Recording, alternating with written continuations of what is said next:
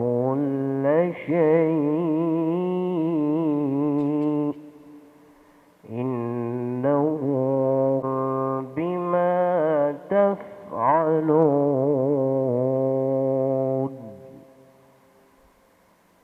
بسم الله الرحمن الرحيم.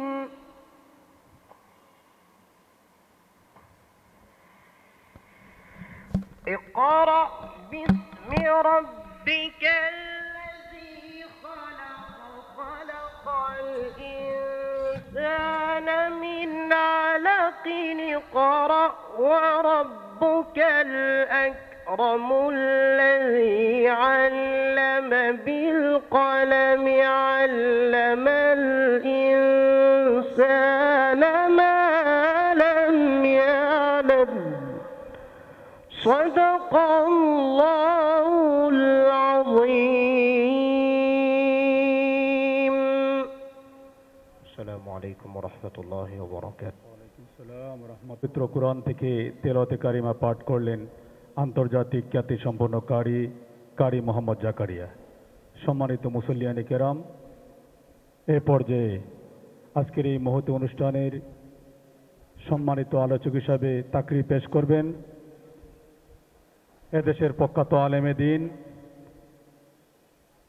উস্তাদুল আসাতিজা, বাইতুল মোকাররম জাতীয় মসজিদের সম্মানিত খতিব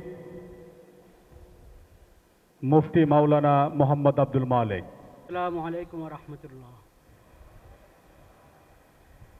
আমার প্রথম অনুরোধ হলো, কেউ ছবি তুলবেন না, ভিডিও করবেন না। যদি ওনারাও পারেন বন্ধ করতে খুব ভালো হয়। একটা যথেষ্ট। আপনাদের আছেন একটা, তো ওটাই থাকুক, অফিসেরটা থাকুক, আর বাকিগুলো বন্ধ করে দিলে কি হয়?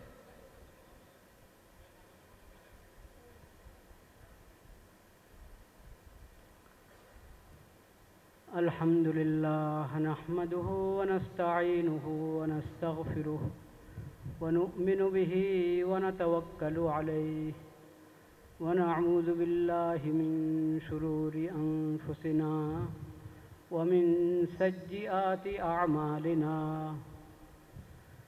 মান ইয়াহদিহিল্লাহু ফালা মুদিল্লা লাহু ওয়া মান ইউদ্লিল ফালা হাদিয়া লাহু।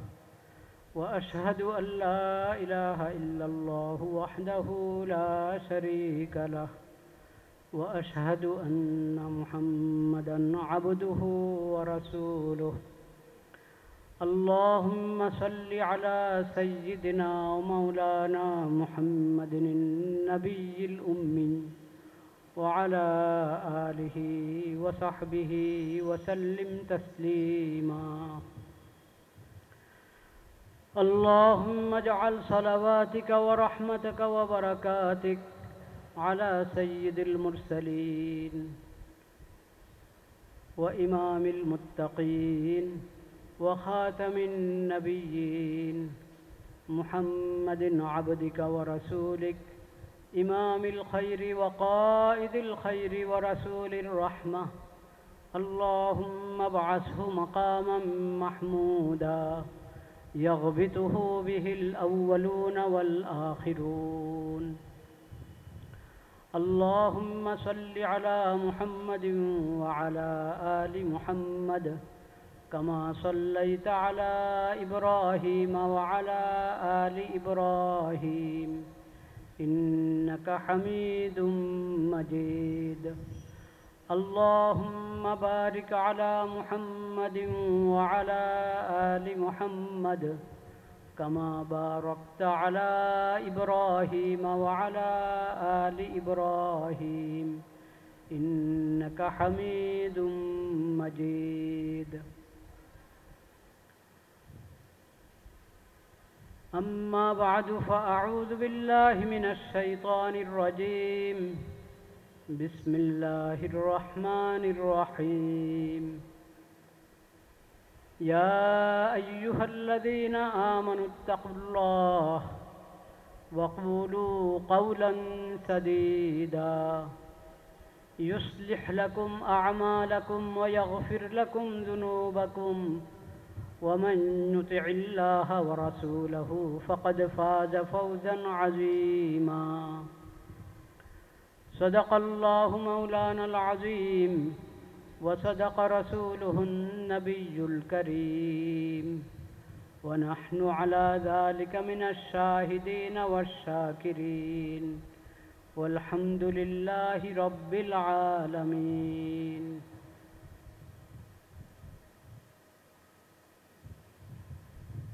নবী করিম সাল্লাল্লাহু আলাইহি ওয়াসাল্লামের পবিত্র সিরাতের এই মাহফিলে শরীক হতে পেরে আল্লাহ রাব্বুল আলামিনের শুকর আদায় করছি আলহামদুলিল্লাহ।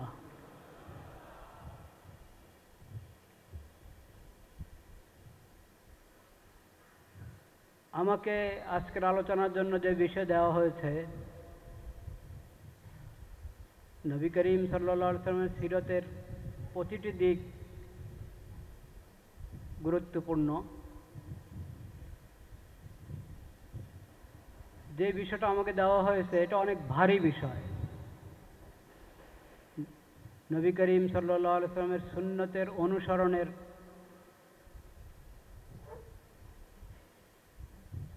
নবী করিম সাল্লাল্লাহু আলাইহি ওয়াসাল্লামের সুন্নতের অনুসরণ আবশ্যক,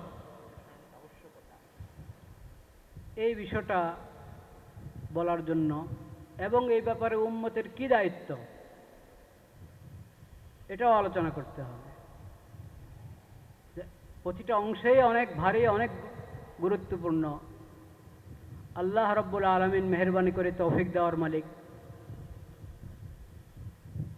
দোনো বিষয়ে এক দুটি কথা আরজ করার চেষ্টা করা হবে। ওমা তৌফিকি ইল্লা বিল্লাহ আলাইহি তাওয়াক্কালতু ওয়া ইলাইহি উনীব।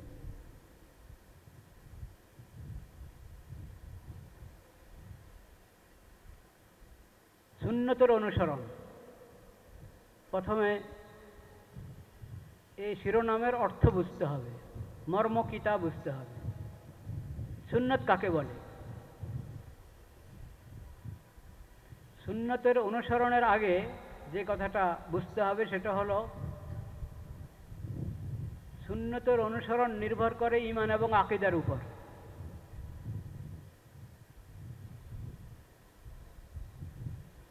সুন্নতের আলোচনা শুরু হয় ঈমান আকীদা থেকে, বা বলেন ঈমান আকীদার পরে, যেটাই বলেন।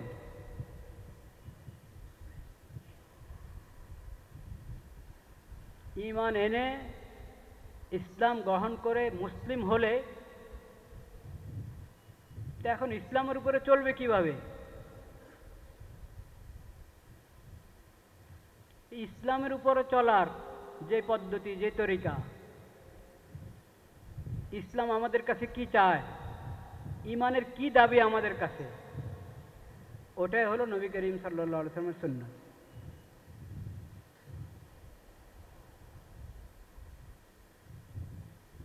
তাহলে এক নম্বরে ঈমান আকীদা ঠিক করতে হবে।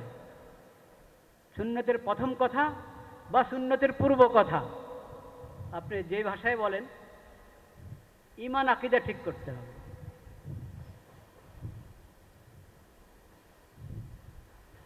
আমানতু বিল্লাহ ওয়া মালাইকাতিহি ওয়া কুতুবিহি ওয়া রুসুলিহি ওয়াল কদরি খাইরিহি ওয়া শাররিহি মিনাল্লাহি তাআলা ওয়াল বা'সি বা'দাল মাউত। এই কথাগুলো এবং ঈমানের আরও যা আকীদা আছে, এই সব কিছু মনে প্রাণে বিশ্বাস করা।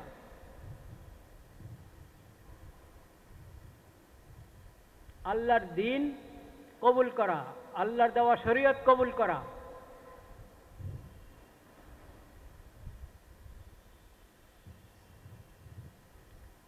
ওটাই বলা হয়েছে সূরা আহজাবের যে আয়াত আমি পড়লাম, ইয়া আইয়ুহাল্লাযীনা আমানুত্তাকুল্লাহ ওয়া কুলু কাওলান সাদীদা। হে ঈমানদার, হে ঈমানদারগণ, যারা ঈমান এনেছ, ইত্তাকুল্লাহ, তাকওয়া অবলম্বন করো, আল্লাহকে ভয় করো, তাকওয়া অবলম্বন করো। ওয়া কুলু কাওলান সাদীদা, সঠিক কথা বলো।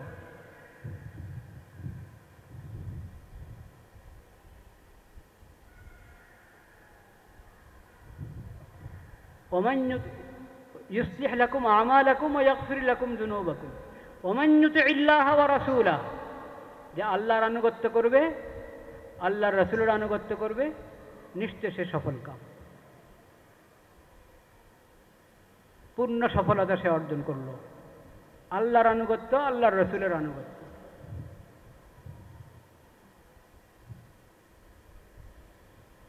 সুন্নতের অনুসরণের পূর্ব কথা বা প্রথম কথাই হল ঈমান আনা, ইসলাম ধর্ম গ্রহণ করা, ইসলামী আকীদাগুলোকে বুঝে শুনে দিল থেকে মনে প্রাণে বিশ্বাস করা। আকীদার মধ্যে কোনো আকীদার ব্যাপারে কোনো ধরনের শৈথিল্য গ্রহণযোগ্য নয়।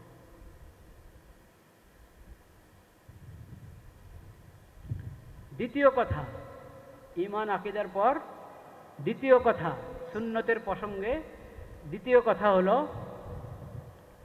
নবী করিম সাল্লাল্লাহু আলাইহি ওয়াসাল্লামকে আল্লাহ হেদায়েতের যে কিতাব দান করেছেন কোরআনুল করিম, এবং এই কোরআনের সঙ্গে আরেকটি ওহীর মাধ্যমে আরেকটি দলিল দান করেছেন, সেটা হলো হাদিস।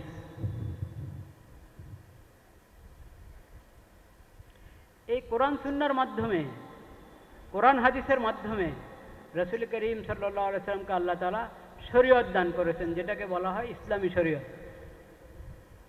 সূরা জাসিয়ার মধ্যে আল্লাহ তাআলা বলেছেন, সুম্মা জাআলনাকা আলা শরীআতিন মিনাল আমরি ফাত্তাবি'হা।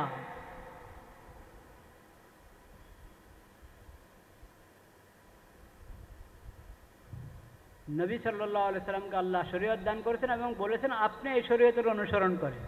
খুদ আমাদের নবী, আখিরি নবী, শ্রেষ্ঠ নবী, বিশ্ব নবী, রাহমাতুল্লিল আলামিন হযরত মুহাম্মদ মুস্তাফা সাল্লাল্লাহু আলাইহি সাল্লামকে আল্লাহ নির্দেশ করেছেন এই শরীয়তের আপনি অনুসরণ করেন। ওয়ালা তাত্তাবি' আহওয়া আল্লাযীনা লা ইয়ালামুন, যারা ইলম ওহী থেকে বঞ্চিত, যাদের কাছে ওহীর কোনো এলেমে নাই, বা একসময় ওহীর এলেম তাদের কাছে ছিল কিন্তু তারা সংরক্ষণ করতে পারে নাই, এরা হলো লা ইয়ালামুন, যাদের কাছে ওহীর এলেম নাই, ওহীর এলেম থেকে বঞ্চিত। এদের খেয়াল খুশির অনুসরণ করবেন না, আল্লাহর দেওয়া শরীয়তের অনুসরণ করে। সুন্নতের বিষয়ে দ্বিতীয় কথা হলো এই শরীয়তকে মেনে নেওয়া। এই শরীয়তকে মেনে নেওয়া, এই শরীয়তের মধ্যে আল্লাহ যা হালাল করেছেন ওটাকে হালাল হিসাবে গ্রহণ করা, আল্লাহ যা হারাম করেছেন ওটাকে হারাম মেনে ওটা থেকে বেঁচে থাকা। ওটা হারাম এই বিশ্বাস রাখতে হবে এবং ওটা থেকে বাঁচার চেষ্টা করতে হবে। শয়তানের ধোঁকা যদি কোনো সময় কোনো গুনার কাজ হয়ে যায় তওবা করতে হবে, ইস্তেগফার করতে হবে। কিন্তু হালালকে হালাল মানা, হারামকে হারাম বলা, হারাম মানা, এটা ঈমানের অংশ। এই সুন্নতের দ্বিতীয় কথা, এটাও ঈমানের অংশ। শরীয়ত, আল্লাহর দেওয়া শরীয়তকে মান্য করা, শরীয়তকে ওয়াকাবিলতু জামিয়া আহকাম, এই শরীয়তকে কবুল করা। এই শরীয়ত কবুল না করলে সুন্নতের অনুসরণ হলো না। তাহলে ঈমান আকীদা ঠিক করতে হবে, শরীয়তকে গ্রহণ করতে হবে এবং পালন করতে হবে। পালন করার মধ্যে ভুল হলে তওবা করবে, আর যদি গ্রহণে করে নাই তাহলে ঈমানে সাব্যস্ত হয় নাই। গ্রহণ করলে ঈমান সাব্যস্ত হয়েছে, এখন পালন করার কাজ। পালন করবে, চেষ্টা করবে, করতে থাকবে, ভুল হলে শুধরায় নেবে, তওবা করবে, ইস্তেগফার করবে।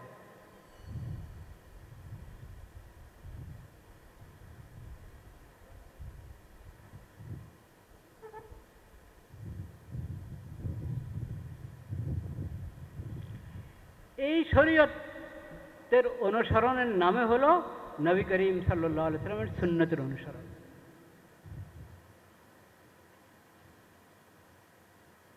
শরীয়তের বিভিন্ন শ্রেণী আছে।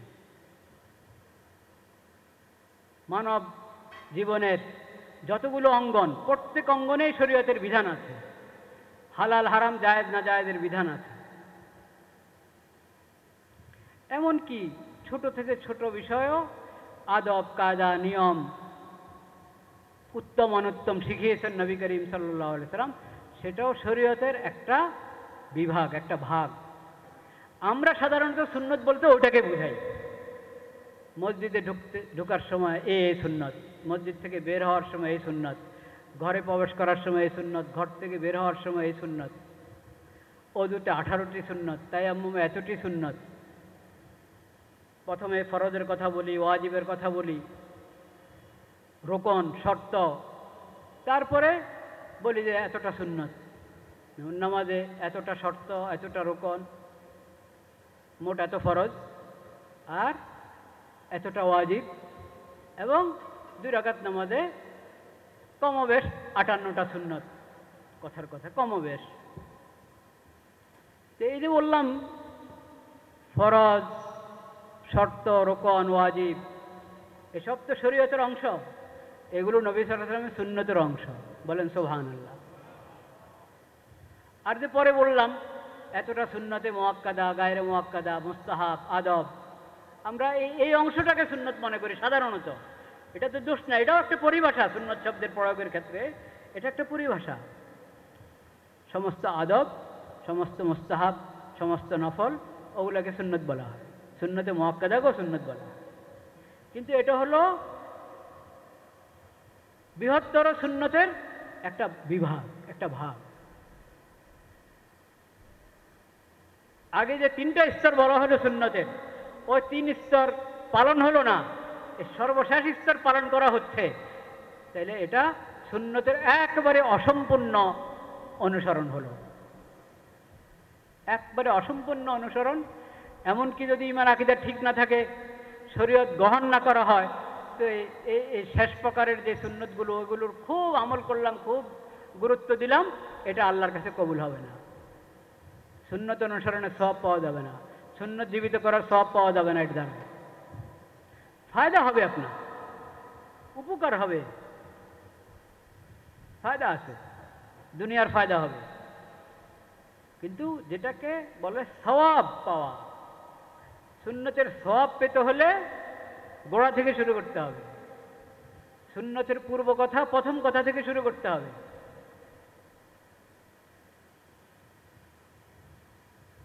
এটা একটা বিষয়। আশা করি কথাটা স্পষ্ট হয়েছে, আশা করি স্পষ্ট হয়েছে না? আরেকটু স্পষ্ট হওয়ার জন্য একটা উদাহরণ পেশ করি। যে সুদের লেনদেন করে, সুদখোর, খুব লম্বা দাড়ি, টুপি, লম্বা দাড়ি, পাগড়ি, কিন্তু সুদের লেনদেন করে, এ সুন্নতের অনুসারী?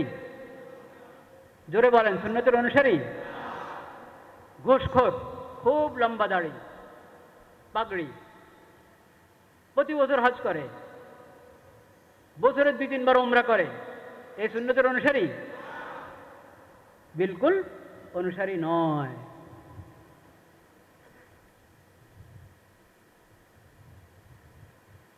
আকীদার ঠিক নাই, আকীদার ঠিক নাই।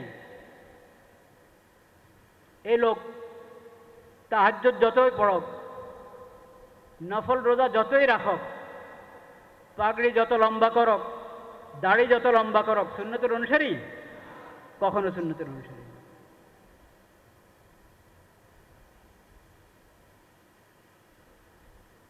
ইসলামের আকীদা, প্রতিটি আকীদা অনেক গুরুত্বপূর্ণ।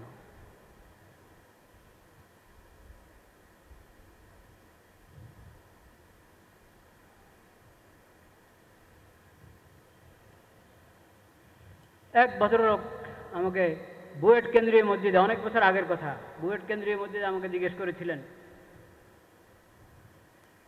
যে হুজুর, কোনো সময়, সব সময় তো আর মসজিদে জমাতে আমরা যেতে পারি না, আচ্ছা দাড়ির প্রসঙ্গ এসেছে, এটা আবার স্পষ্ট হোক। দাড়ি লম্বা করা কিন্তু ওয়াজিব, সুন্নতে মুআক্কাদা, এমন সুন্নতে মুআক্কাদা যেটা ওয়াজিবের স্তরে, ওটা বুঝতে হবে। দাড়ি মুন্ডানো তো দূরের কথা, দাড়ি খাটাও করব না, এক মুষ্টির থাকতে হবে। এক মুষ্টির পরে ওটা অবকাশ আছে যে একটু চারদিকে সমান করে রাখলেন, এক মুষ্টির বেশি, এক মুষ্টির কমে এখানে কমানো যাবে না এক মুষ্টি থেকে। আমি বলতে চাচ্ছি যে এটা তো ওয়াজিব স্তরের সুন্নতে মুআক্কাদা, তো এটার আমি গুরুত্ব দিচ্ছি। আর ফরজ পর্যায়ে যে সমস্ত সুন্নত, নবীর তরিকার যে অংশগুলো ফরজ, নবীর তরিকার, নবীর শিক্ষার, নবীর আদর্শের যে অংশগুলো ফরজ, যেগুলো সরাসরি ইমানের সাথে সম্পর্ক, ওগুলোর ব্যাপারে যদি উদাসীন হয় তাহলে এটা মার্জনীয়, কখনো মার্জনীয়। এই কথা বলতে চেয়েছি। এটা বলতে চাই না যে দাড়ির গুরুত্ব হালকা করেছি, নাউযুবিল্লাহ, নাউযুবিল্লাহ। দাড়ি তো সব নবীদের সুন্নত এবং ওয়াজিবের স্তরের সুন্নত।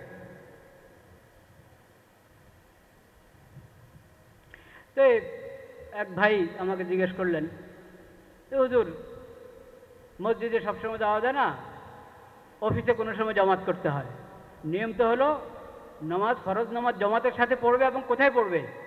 মসজিদে। ঘরে জামাত করে নিলে জামাতের দায়িত্ব পুরো হয় না। এটাও একা পড়ার চেয়ে ভালো, একা পড়ার তুলনায় ভালো, কিন্তু আল্লাহ রাব্বুল আলামিন ফরজ নামাজে জামাতে পড়তে বলেছেন, সেটা মসজিদের জামাত। মসজিদে গিয়ে একা পড়বে না, আর ঘরে জামাতের সাথে পড়বে না, জামাতের সাথে পড়বে মসজিদে। ওজরের কথা ভিন্ন, ওজরের কথা ভিন্ন। সাধারণ মাসালা হলো এটা, জামাতের সাথে পড়বে এবং মসজিদের জামাতে পড়বে। তো উনি বললেন সবসময় আমরা পারি না মসজিদে যেতে, ফরজ নামাজের জামাত অফিসে আমরা জামাত করতে হয়। তো ওখানে আমরা কয়েকজন মানুষ জামাত করি, দেখা গেছে একজন সুন্নতের অনুসারী, সুন্নত পালন করে। আচ্ছা, আমি খুব খেয়াল করে শুনলাম, সুন্নত পালন করে কি? দাড়ি ঠিক আছে, টুপি ঠিক আছে, জুব্বা আছে, কিন্তু উনি সুদের লেনদেন করেন, সুদের লেনদেন করেন।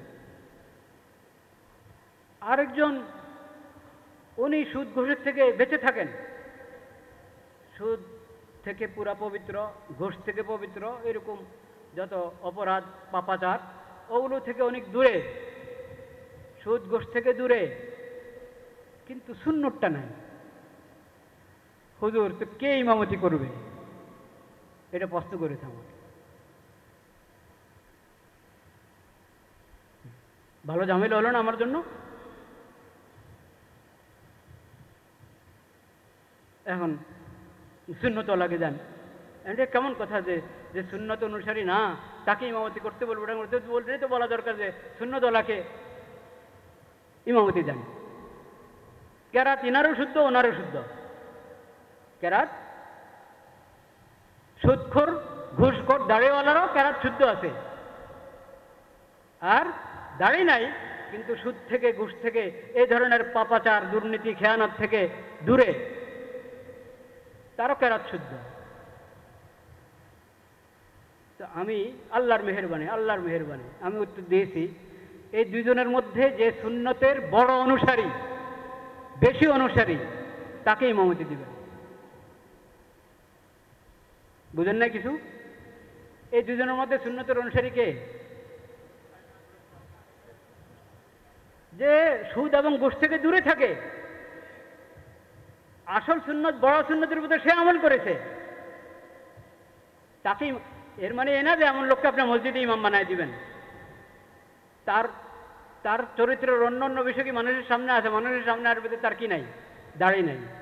তাকে মসজিদের মেহরাবে ইমামতি দিতে এই কথা বলি নাই। অফিসে তো তারা পাঁচ ছজন নামাজ পড়তেছে, সবার হালাত সবাই জানে, সবার হালাত সবাই জানে। তো এইখানে দাড়ির কারণে সুদখোর, ঘুষখোর কি ইমামতি দিবে? নাউযুবিল্লাহ।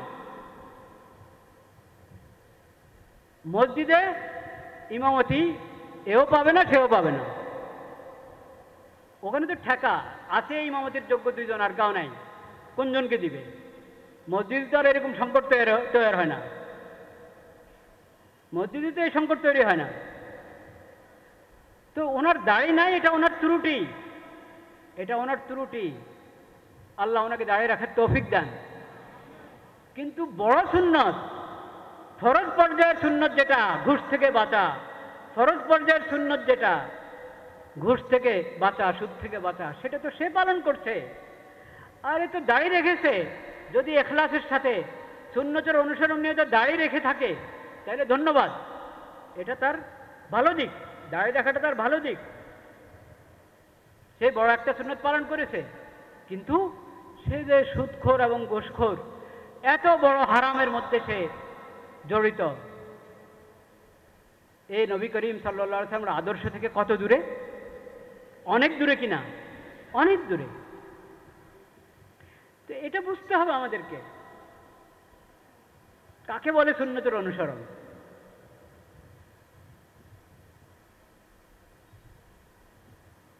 ঈমান আকীদা ঠিক করো, আল্লাহ যা ফরজ করেছেন পালন করো, আল্লাহ যা হারাম করেছেন ওটা থেকে বেঁচে থাকো।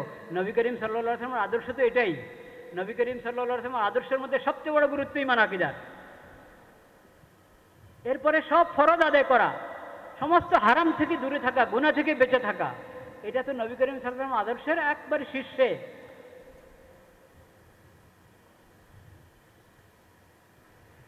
এটা ছাড়া সুন্নতের অনুসরণ হবে কিভাবে?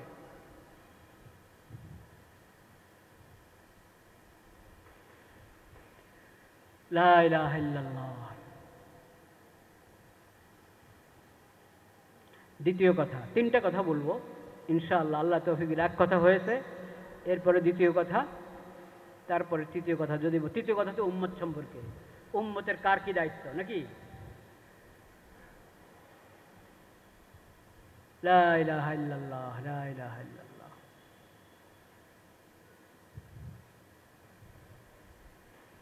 নবী করিম সাল্লাল্লাহু আলাইহি ওয়াসাল্লাম বলেছেন, আলাইকুম বিসুন্নতি ওয়া সুন্নাতিল খুলাফায়ে রাশিদিন আল মাহদিয়িন তামাসসাকু বিহা ওয়া আযু আলাইহা বিন নওয়াজিদ। আমার সুন্নতকে তোমরা আঁকড়ায় ধরো, আমার পরের খলিফায়ে রাশিদদের সুন্নতকে, হেদায়েতের উপরে প্রতিষ্ঠিত খলিফায়ে রাশিদদের সুন্নতকে আঁকড়ায় ধরো। নবী করিম সাল্লাল্লাহু আলাইহি ওয়াসাল্লাম অন্য হাদিসে বলেছেন, তিরমিজি শরীফ হাদিসটি আছে, আল খিলাফাতু বাদি সালাসুনা সানাতান, আমার পরে খেলাফত একবারই নবুয়তি তরিকার খেলাফত কয় বছর চলবে? 30 বছর। ওই 30 বছরের মধ্যেই 4 বিশিষ্ট খলিফা নবী করিম সাল্লাল্লাহু আলাইহি ওয়াসাল্লামের, আবু বকর সিদ্দিক রাদিয়াল্লাহু তাআলা আনহু, ওমর রাদিয়াল্লাহু তাআলা আনহু, ওসমান রাদিয়াল্লাহু তাআলা আনহু, আলী রাদিয়াল্লাহু তাআলা আনহু। 35 বছর 6 মাস, বাকি 6 মাস হাসান রাদিয়াল্লাহু তাআলা আনহু। 40 বছর, 25 বছর, 25 বছর বলে 29 বছর 6 মাস, আর হাসান রাদিয়াল্লাহু তাআলা আনহুর হলো 6 মাস, মোট 30। এই খলিফায়ে রাশিদগণের সুন্নতের ব্যাপারে নবী করিম সাল্লাল্লাহু আলাইহি ওয়াসাল্লাম বলেছেন, আমার সুন্নাহ এবং খলিফায়ে রাশিদের সুন্নাহকে আঁকড়ায় ধরো। ওই সুন্নাহর কথা আমি বললাম, এটা হলো নবীর তরিকা ব্যাপক অর্থে। দিন শরীয়তের সবগুলো দিক এবং মানব জীবনের যতগুলো অঙ্গন, প্রত্যেক অঙ্গনে নবীদের যে শিক্ষা, ওই ব্যাপক অর্থের সুন্নাহ।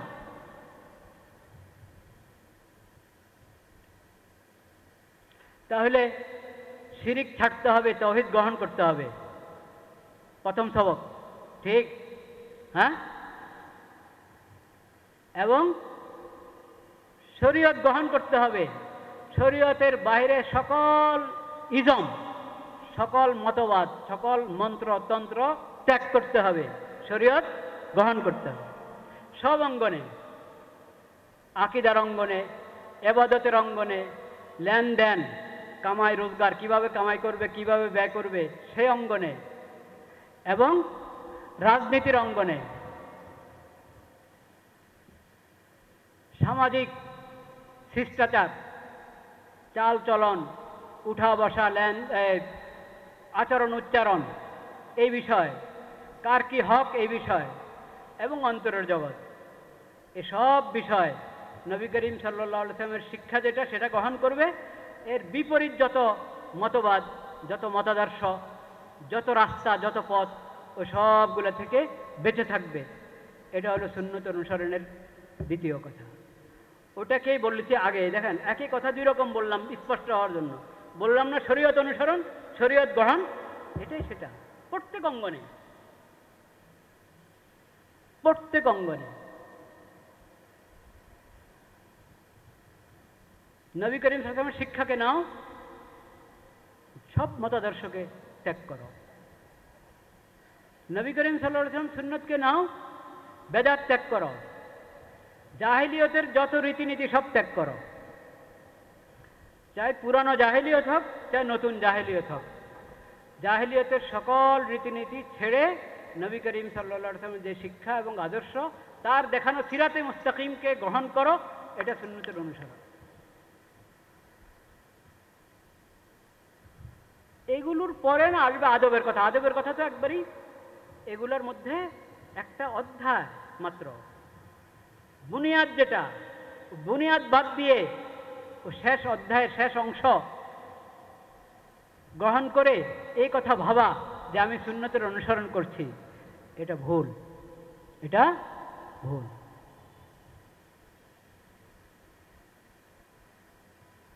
জাহিলিয়তের যত রীতিনীতি আছে, মনে করুন অর্থনীতি, অর্থনীতির ব্যাপারে কোন নীতি গ্রহণ করব আমি?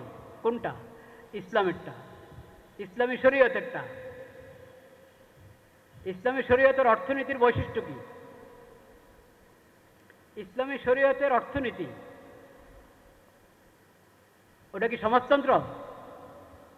ওটা কি পুঁজিবাদ? হ্যাঁ, ওটা কি সুদ নির্ভর?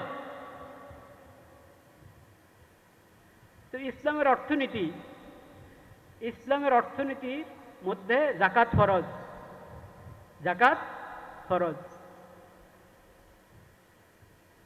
এখন অন্য অন্য যেই অর্থনীতির ব্যাপারে সারা বিশ্বে প্রচলিত যে মতাদর্শগুলো, যে মতবাদগুলো, ওই মতবাদগুলোর মধ্যে জাকাত ফরজ। ব্যক্তি মালিকানা স্বীকার করে ইসলাম, কিন্তু তোমার মালিকানা আল্লাহর বিধানের অধীনে, মুক্ত মালিকানা না। এখন অর্থনীতির যে দর্শনের মধ্যে এই কথা আছে যে প্রত্যেকের নিজ নিজ সম্পত্তি, নিজ নিজ সম্পদের সে মালিক, এমন মালিক ওটার মধ্যে কোনো কি নাই, আর বন্ধন নাই, কোনো কিছুর বন্ধন নাই, সে মুক্ত, একবারই তার মালিকানা মুক্ত, এটার মধ্যে কোনো ধরনের বাইন্ডিং নাই। এই ধারণা করা, এটা ইসলামের শিক্ষার সাথে মিলাছে? বলেন না কেন? নবী করিম সাল্লাল্লাহু আলাইহি ওয়াসাল্লামের শিক্ষার সাথে মিলাছে? নাই। নবী করিম সাল্লাল্লাহু আলাইহি ওয়াসাল্লামের শিক্ষা হলো জাকাত ফরজ। নবী করিমের শিক্ষা হলো বিভিন্ন জায়গায় যেখানে কোরআন সুন্নাহ বলে দিয়েছে ওখানে তুমি খরচ করতে হবে। তুমি তোমার মালের মালিক, তুমি খরচ করবা, কিন্তু আল্লাহ তোমার উপর খরচ করা ফরজ করেছেন। তোমার এই মালের মধ্যে অফি আমওয়ালিহিম হাক্কুম মালুম লিসাইলি ওয়াল মাহরুম, তোমার এই সম্পদে হক আছে। আল্লাহ যাদের যে হক নির্ধারণ করে দিয়েছেন তোমার এই সম্পদে, সে হক আদায় করতে হবে। পুঁজিবাদী কথা মানে?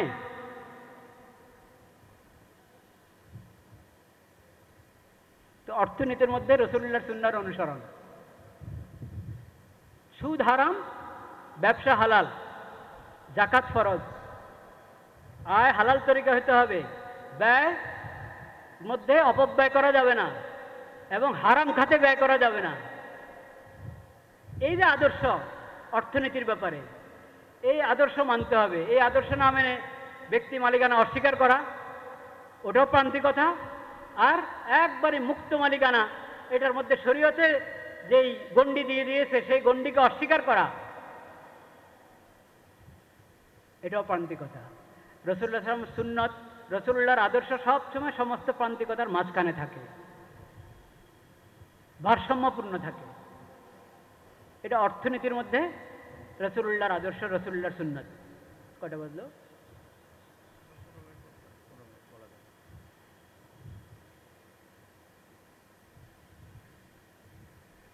তো রাজনীতির মধ্যেও এরকম রাসূলুল্লাহ সাল্লাল্লাহু আলাইহি ওয়াসাল্লামের সুন্নত আছে, আদর্শ আছে। এটা আকীদাগত সমস্যা, যে রাসূলুল্লাহ সাল্লাল্লাহু আলাইহি ওয়াসাল্লাম সুন্নতকে মসজিদের মধ্যে বেঁধে দেওয়া। রাসূলুল্লাহ সাল্লাল্লাহু আলাইহি ওয়াসাল্লাম সুন্নত সব কোথায়? মসজিদে, নামাজে আর মসজিদে। ব্যাংকে রাসূলুল্লাহ সাল্লাল্লাহু আলাইহি ওয়াসাল্লাম সুন্নত চলবে না, আদালতে রাসূলুল্লাহ সাল্লাল্লাহু আলাইহি ওয়াসাল্লাম সুন্নত চলবে না, সংসদ ভবনে রাসূলুল্লাহ সাল্লাল্লাহু আলাইহি ওয়াসাল্লাম সুন্নত চলবে না। বলেন নাউযুবিল্লাহ। এই ধারণা কুফরি ধারণা, এই ধারণা কুফরি ধারণা।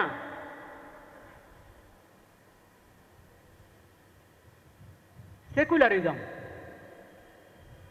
সেকুলারিজম যে অর্থে পশ্চিমাদের যে পরিভাষা সেকুলারিজমের ব্যাপারে, সেকুলারিজম এটা কুফরি বিশ্বাস, কুফরি এটা মতবাদ।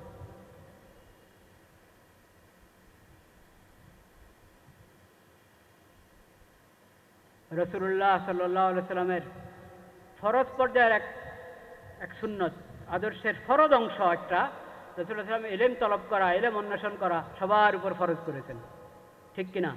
তালাবুল ইলমি ফরিদাতুন আলা কুল্লি মুসলিম। প্রধান উপদেষ্টা থেকে নিয়ে, রাষ্ট্রপতি থেকে নিয়ে, প্রধানমন্ত্রী থেকে নিয়ে একবারে মেম্বার পর্যন্ত যত শ্রেণীর মানুষ, শাসক আর শাসিত, পুরুষ মহিলা, শ্রমিক মালিক, এরকম সমাজের যত শ্রেণীর মানুষ আছে, যত ওহদা এবং কি বলে আপনার এই যত পদ পদবীর সাথে যুক্ত যত মানুষ, সবার উপর ফরজ ইলম শিখা ফরজ। রাজনৈতিক দল করছে না? কত দল? ইসলামী রাজনীতি যেটা রাসূলুল্লাহ সাল্লাল্লাহু আলাইহি ওয়াসাল্লামের আদর্শের মধ্যে যে রাজনীতি, সেই রাজনীতিতে এত দল আছে কিনা সেটা শিখেন। ফরজ ইলম শিখলে জানবেন যে এক দল রাষ্ট্র চালাবে আর সবাই বিরোধী দল থাকবে। এই দলীয় রাজনীতি, এই রাজনীতি ইসলামের শিক্ষা নবী করিম সাল্লাল্লাহু আলাইহি ওয়াসাল্লাম আদর্শের মধ্যে নাই। আচ্ছা, এখন দল করবে তো করো, তো প্রথম কথা তো রাসূলুল্লাহর সিরত পড়ো। যত রাজনৈতিক দল আছে, দলের একবারই, দলের কি হয়, প্রেসিডেন্ট নাকি চেয়ারম্যান, সভাপতি থেকে নিয়ে একবারই ওই দলের যে সাধারণ কর্মী, সবার উপর রাসূলুল্লাহ সাল্লাল্লাহু আলাইহি ওয়াসাল্লামের সিরত পড়া ফরজ। রাসূলুল্লাহ সাল্লাল্লাহু আলাইহি ওয়াসাল্লামের সিরত পড়া ফরজ। খোলাফায়ে রাশিদিনের সিরত পড়তে হবে, কোরআন সুন্নাহ পড়তে হবে, ইসলামী শরীয়ত পড়তে হবে, হালাল হারাম জায়েজ না জায়েজের মাসালাগুলো জানতে হবে। মুসলমানদের দেশ পরিচালনা করবে তো আবু বকর সিদ্দিক রাদিয়াল্লাহু তাআলা আনহুর সিরত পড়বে না? মুসলমানের দেশ পরিচালনা করবে ওমর রাদিয়াল্লাহু তাআলা আনহুর সিরত পড়বে না? সুন্নতের বিষয়ে এসব চর্চা করা, এটা সিরাতুন নবীর মাহফিল, এটা মিলাদুন নবীর মাহফিল। বুঝতে পেরেছেন? নিজের একবারই রোগ যেখানে, যেখানে রোগ, যেখানে ব্যাধি, মূল ব্যাধি, সেখানে হাত না রেখে বাইরে বাইরে ঘুরতে থাকবেন আর সুন্নতার মহব্বত কথা বলবেন। এইভাবে সুন্নতের অনুসরণ হবে না। তো উম্মতের কি দায়িত্ব এই বিষয়? উম্মতের কি করণীয়? তো উম্মত তো বিশাল উম্মত, শাসক গোষ্ঠী উম্মতের একটা অংশ, শাসিতরা উম্মতের একটা অংশ, পুরুষরা উম্মতের অংশ না, নারীরা মহিলারা উম্মতের অংশ, হুজুররা উম্মতের একটা অংশ, ঠিক কিনা? যত শ্রেণীর মানুষ সবাই উম্মতের অংশ। ইমাম সাহেবরা, খতিব সাহেবরা,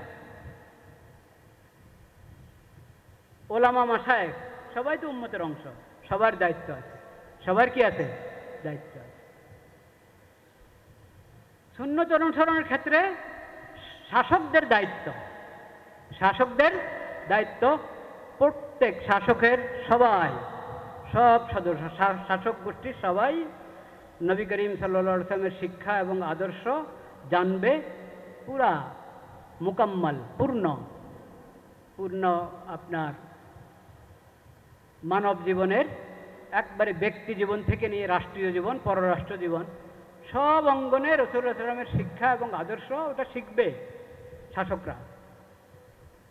শিখে ওটার উপরে প্রথমে ঈমান আনবে, ইমান তো আনতে হবে মুসলিম হতে হলে। পালন করার সৎ সাহস থাকুক আর না থাকুক, নিজের দেশে বাস্তবায়ন করার সৎ সাহস অর্জন করা পর্যন্ত কমপক্ষে এতটুকু সৎ সাহস তো লাগবে যে আগে নিজের ইমান ঠিক করি। তাদের দায়িত্ব এটা, প্রথমে শিখে নিজের ইমান ঠিক করো, দ্বিতীয়ত যেদূর পারো আস্তে আস্তে বাস্তবায়ন করতে থাকো, সৎ সাহসের পরিচয় দাও, আস্তে আস্তে বাস্তবায়ন করতে থাকো। এবং তোমার শাসিত পুরো ভূখণ্ডের মধ্যে সুন্নতের চর্চা করো, ফরজ এলেম যাতে সবাই শিখে সেই ব্যবস্থা করো।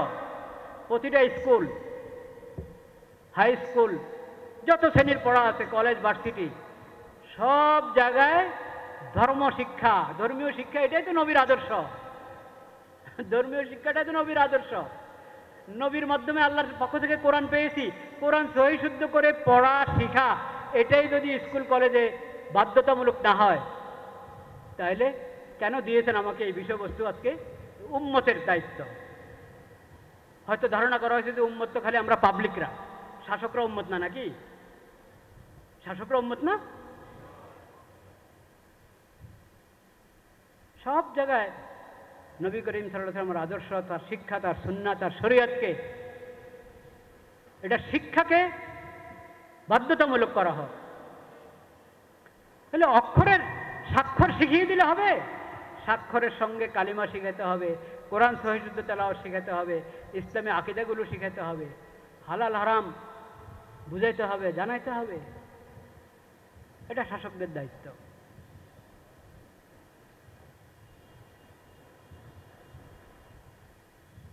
ওলামা কেরামের দায়িত্ব হক কথা মানুষের সামনে পেশ করা। হক কথা লুকাবে না। হকের বিকৃতি ঘটালে তো ইমানই শেষ। হক কথা লুকাবে না।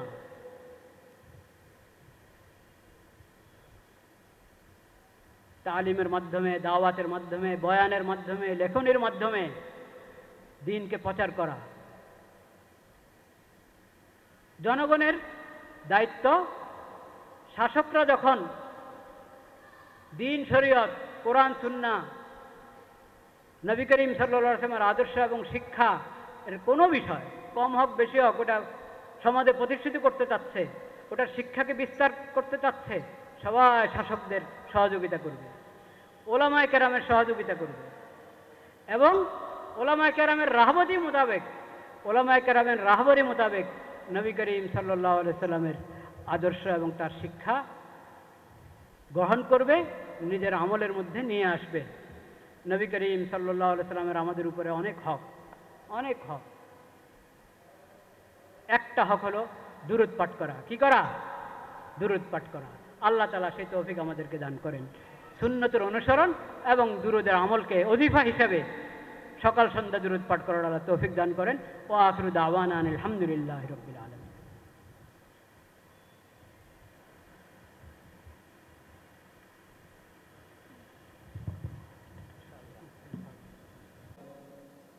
আমরা এতক্ষণ আজকের এই সিরাতুন নবী সাল্লাল্লাহু আলাইহি ওয়াসাল্লাম মাহফিলের ৮ম দিবসের এই মাগরিবের ওয়াজ মাহফিলে ওয়াজ শুনলাম। রাসূলুল্লাহ সাল্লাল্লাহু আলাইহি ওয়াসাল্লামের সুন্নাহ অনুসরণের আবশ্যকতা, উম্মতের দায়িত্ব ও কর্তব্য। আমাদের মাঝে ওয়াজ পেশ করেছেন আমাদের জাতীয় অভিভাবক, বাইতুল মোকাররম জাতীয় মসজিদের সম্মানিত খতিব জনাব মুফতি মাওলানা মোহাম্মদ আব্দুল মালেক হাফিজাহুল্লাহ। আমরা অত্যন্ত আনন্দের সাথে লক্ষ্য করেছিলাম যে একটি অত্যন্ত কঠিন বিষয়কে কত সহজভাবে মোহতারাম আমাদের মাঝে উপস্থাপন করেছেন।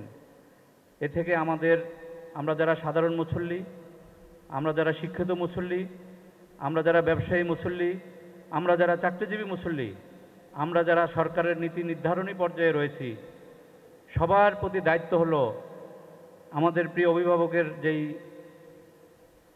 বক্তব্যগুলো, মেসেজগুলো, সুন্নাহ অনুসরণের যে দায়িত্ব কর্তব্যের কথা বলেছেন, আমরা সেগুলি আমলে পর্যবসিত করা। তাহলে আমাদের যে কষ্ট করে এই সময় দিয়েছেন, বক্তব্য উপস্থাপন করেছেন, এগুলি সার্থকতায় পর্যবসিত হবে। মহান আল্লাহ তাআলা আমাদেরকে আমল করার তৌফিক দিন এবং ইসলামিক ফাউন্ডেশনের পক্ষ থেকে, আমাদের মাহফিল কমিটির পক্ষ থেকে আমাদের সম্মানিত খতিব মহোদয়কে অনেক অনেক ধন্যবাদ এবং কৃতজ্ঞতা জ্ঞাপন করছি। জাযাকাল্লাহ, হাইয়াকাল্লাহ, বারাকাল্লাহ। সম্মানিত মুসল্লিয়ানে কিরাম, এ পর্যায়ে আমরা আমাদের আজকের এই সেশনের সভাপতি মহোদয়ের সংক্ষিপ্ত আলোচনা শুনব। আপনাদের প্রতি একটু বিনয়ের সাথে অনুরোধ হলো, 7:45 আজান শুরু হবে। আপনারা কিন্তু আমাদের অভিভাবকদের সামনে রেখে যদি উঠাউঠি করেন, এটা দেখতে ভালো লাগবে না, এটা আদবের বরখেলাপ হবে। 7:45 আজান হবে, কিন্তু জামাত হবে 8:15। সময় পাবেন, আমরা সময় দেব, একটু কথা শুনবেন এবং সভাপতি মহোদয়ের কথার পরে আমাদের খতিব মহোদয় একটু ছোট্ট মোনাজাত করবেন আমাদেরকে নিয়ে। আমরা কি রাজি আছি মোনাজাতে অংশগ্রহণ করতে? ঠিক আছে। তো এই পর্যায়ে জনাব মোহাম্মদ মুফাজ্জল হোসেন খান, যিনি ইসলামিক ফাউন্ডেশনের সাবেক পরিচালক এবং গভর্নর, এবং আমি অত্যন্ত আনন্দিত যে আমি এখন যেই বিভাগের পরিচালক, দ্বীনি দাওয়া সংস্কৃতি বিভাগ, এই বিভাগের ফাউন্ডার পরিচালক জনাব মোহাম্মদ মুফাজ্জল হোসেন খান। আমি স্যারকে সংক্ষিপ্ত সভাপতির বক্তব্য রাখার জন্য সবিনয় অনুরোধ জানাচ্ছি। আলহামদুলিল্লাহি কাফা ওয়া সালামুন আলা ইবাদিহিল্লাযীনা ইসতাফা, আম্মা বা'দ, ফাআউযু বিল্লাহি মিনাশ শাইতানির রাজীম। বিসমিল্লাহির রহমানির রহিম। قال الله تعالى في كلامه المجيد والفرقان الحميد: أعوذ بالله من الشيطان الرجيم. ما آتاكم الرسول فخذوه وما نهاكم عنه فانتهوا. وقال مصطفى صلى الله عليه وسلم: تركت فيكم أمرين لن تضلوا ما تمسكتم بهما كتاب الله وسنتي.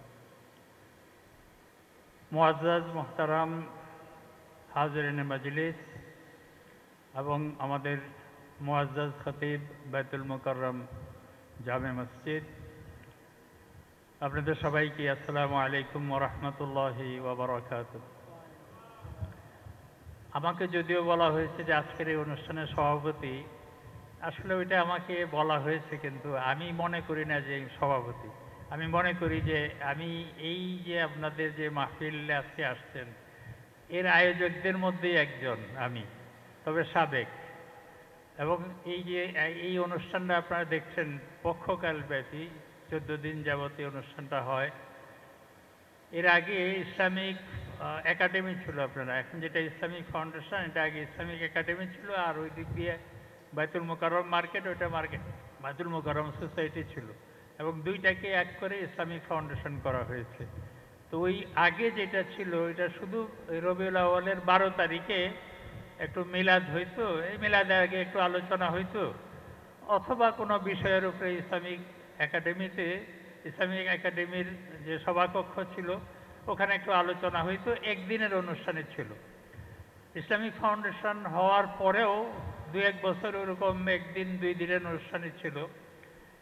এরপরে 80-র দশকের প্রথম দিকেই আমাদের মরহুম ইসলামিক ফাউন্ডেশনের ডিজি আবুল ফায়েদ মোহাম্মদ ইয়াহিয়া, তিনি যখন ডিজি হয়ে আসছেন, তখন তিনি একটু চিন্তা করলেন যে আমাদেরকে, আমরা এই 12 রবিউল আউয়ালকে একটু মিলাদ করি। মিলাদ মানে তো রাসূলুল্লাহ সাল্লাল্লাহু আলাইহি ওয়াসাল্লামের জীবন, জন্ম বৃত্তান্তটা। তো এইটাই তো সব কিছু না, জন্ম বৃত্তান্ত, সবারই জন্ম দুনিয়াতে আসছে, কিন্তু মূল জিনিসটা হলো জন্মের পরে সিরাত, তার যে জন্মের পরে মৃত্যু পর্যন্ত যে তার জীবনটা, সেই জীবন আচারটা, সেটাই হচ্ছে আমাদের আসল মূল জিনিস। তো এর উপরে আমরা আলোচনাকে একটু বড় করে কি করা যায় চিন্তা করেন। তখন আমারও চাকরি, কয়েক বছর আগেই চাকরি হয়েছে। এই কথাটা শোনার পরে আমিও দেখলাম, সাহস পেলাম যে এবার একটা কিছু করি। এই তখন এই 14 দিনের একটা প্রোগ্রাম ড্রাফট করে ওনাকে দেখালাম, উনি খুব পছন্দ করলেন এবং সেটা শুরু হলো। এবং আপনারা যারা একটু বয়সী আছেন তারা তো জানেন, কম বয়সীরা অবশ্য জানা নাই হয়তো, তো একটু বয়সীরা জানেন যে এটা এই দেশের রাষ্ট্রপতি, একেবারে বাধ্যতামূলকভাবে রাষ্ট্রপতি এটা করতেন। এবং আমরা যে প্রোগ্রামটা করতাম কয়েক মাস আগেই রাষ্ট্রপতিকে আগেই এমএসপির মাধ্যমে এই ডেটটা জানানো হইতো যে এই ডেটে যেন কোনো অন্য প্রোগ্রাম না রাখেন, কারণ এই ডেট তো চেঞ্জ করা যাবে না। 11ই রবিউল আউয়াল সন্ধ্যায়। তো এই 6 মাস আগেই এমএসপির কাছে এই ডেটটা রিজার্ভ করা হতো এবং সেটা রাষ্ট্রপতি থাকতেন করতেন অথবা সরকার প্রধান করতেন। তো আপনারা জানেন কিভাবে সেটা হয়েছে। তো আমাদের দুর্ভাগ্য যে আজ কত বছর যাবৎ এটা ছোট হয়ে গেছে, সংকীর্ণ হয়ে গেছে। এবং রেলওয়ে ময়দানে সবচেয়ে বড় অনুষ্ঠান যেটা হয়েছিল রেলওয়ে ময়দানে, এবং তখন এরশাদ সাহেব ছিলেন রাষ্ট্রপতি, কি বিরাট অনুষ্ঠান হয়েছিল, যারা বয়স্ক আছেন তারা জানেন। তো যাই হোক, সেই প্রোগ্রামটার যেহেতু শুরু করার সময় আমার খেদমতের সুবিধা হয়েছিল, সেদিক থেকে আমি বলছি যে আমি সভাপতিও না, মেহমানও না, আমিও আয়োজক একজন। আর আমার স্নেহাস্পদ এখন আপনাদের ডক্টর হারুন আমার অত্যন্ত স্নেহাস্পদ, এবং আমি অত্যন্ত সুখী যে আমার এই চেয়ারটায় আজকে ডক্টর হারুন আমার স্নেহাস্পদ, তিনি বসছেন এবং তিনি এই আঞ্জাম দিয়ে যাচ্ছেন। আরও মনের একটা ইয়ে যে ওইভাবে আগের মতো এরকম রাষ্ট্রপতি আসবে, সারা দেশব্যাপী সবাই টের পাবে। বাংলা একাডেমির 21শে ফেব্রুয়ারির দিনটা যে যারা পালন করে সারা দেশ টের পায়। ইসলামিক ফাউন্ডেশনেরও এই সিরাতুন নবীর যে উদ্বোধনটা হইতো সারা দেশ টের পাইতো। এখন একটু বিভিন্ন কারণে আমরা একটু সীমিত হয়ে গেছি। আল্লাহর কাছে আমরা বলবো যেন এইরকমভাবে আমরা একেবারে সারা দেশব্যাপী সারা জাগানোর মতো এই জিনিসটা করতে পারি, এটা আমাদের সবার চেষ্টা থাকা উচিত। তো যাই হোক, সময় অল্প, আমি আর ওইদিকে যাচ্ছি না। আমি আজকে আমাদের মহতারাম খতিব সাহেব এই সুন্নাতের উপরে যে আলোচনা করলেন, এরপরে আমার মনে হয় যে আমার আর এখানে আর আলোচনা করার আর কিছু নাই। তো আমি শুধু সংক্ষেপে বলতে চাই যে প্রথম আয়াতটা যেটা আনলাম, যে সুন্নাত হল মা আতাকুমুর রাসূল, রাসূলুল্লাহ সাল্লাল্লাহু আলাইহি ওয়াসাল্লাম যা কিছুই নিয়ে এসেছেন, যা কিছুই আমাদের জন্য এনেছেন, যা কিছু আমাদেরকে দিয়ে গিয়েছেন, যা কিছু করার নির্দেশ দিয়েছেন, যা কিছু তিনি নিজে করে দেখিয়েছেন, যা কিছুর অনুমোদন দিয়েছেন, এই সব কিছুই সুন্নত। এবং এইটার নির্দেশ, এটা আমাদেরকে পালন করতে হবে। রাসূলুল্লাহ সাল্লাল্লাহু আলাইহি ওয়াসাল্লাম সেটা পরোক্ষভাবে বলছেন, কারণ নিজের কথা তো নিজে ওইভাবে বলা যায় না।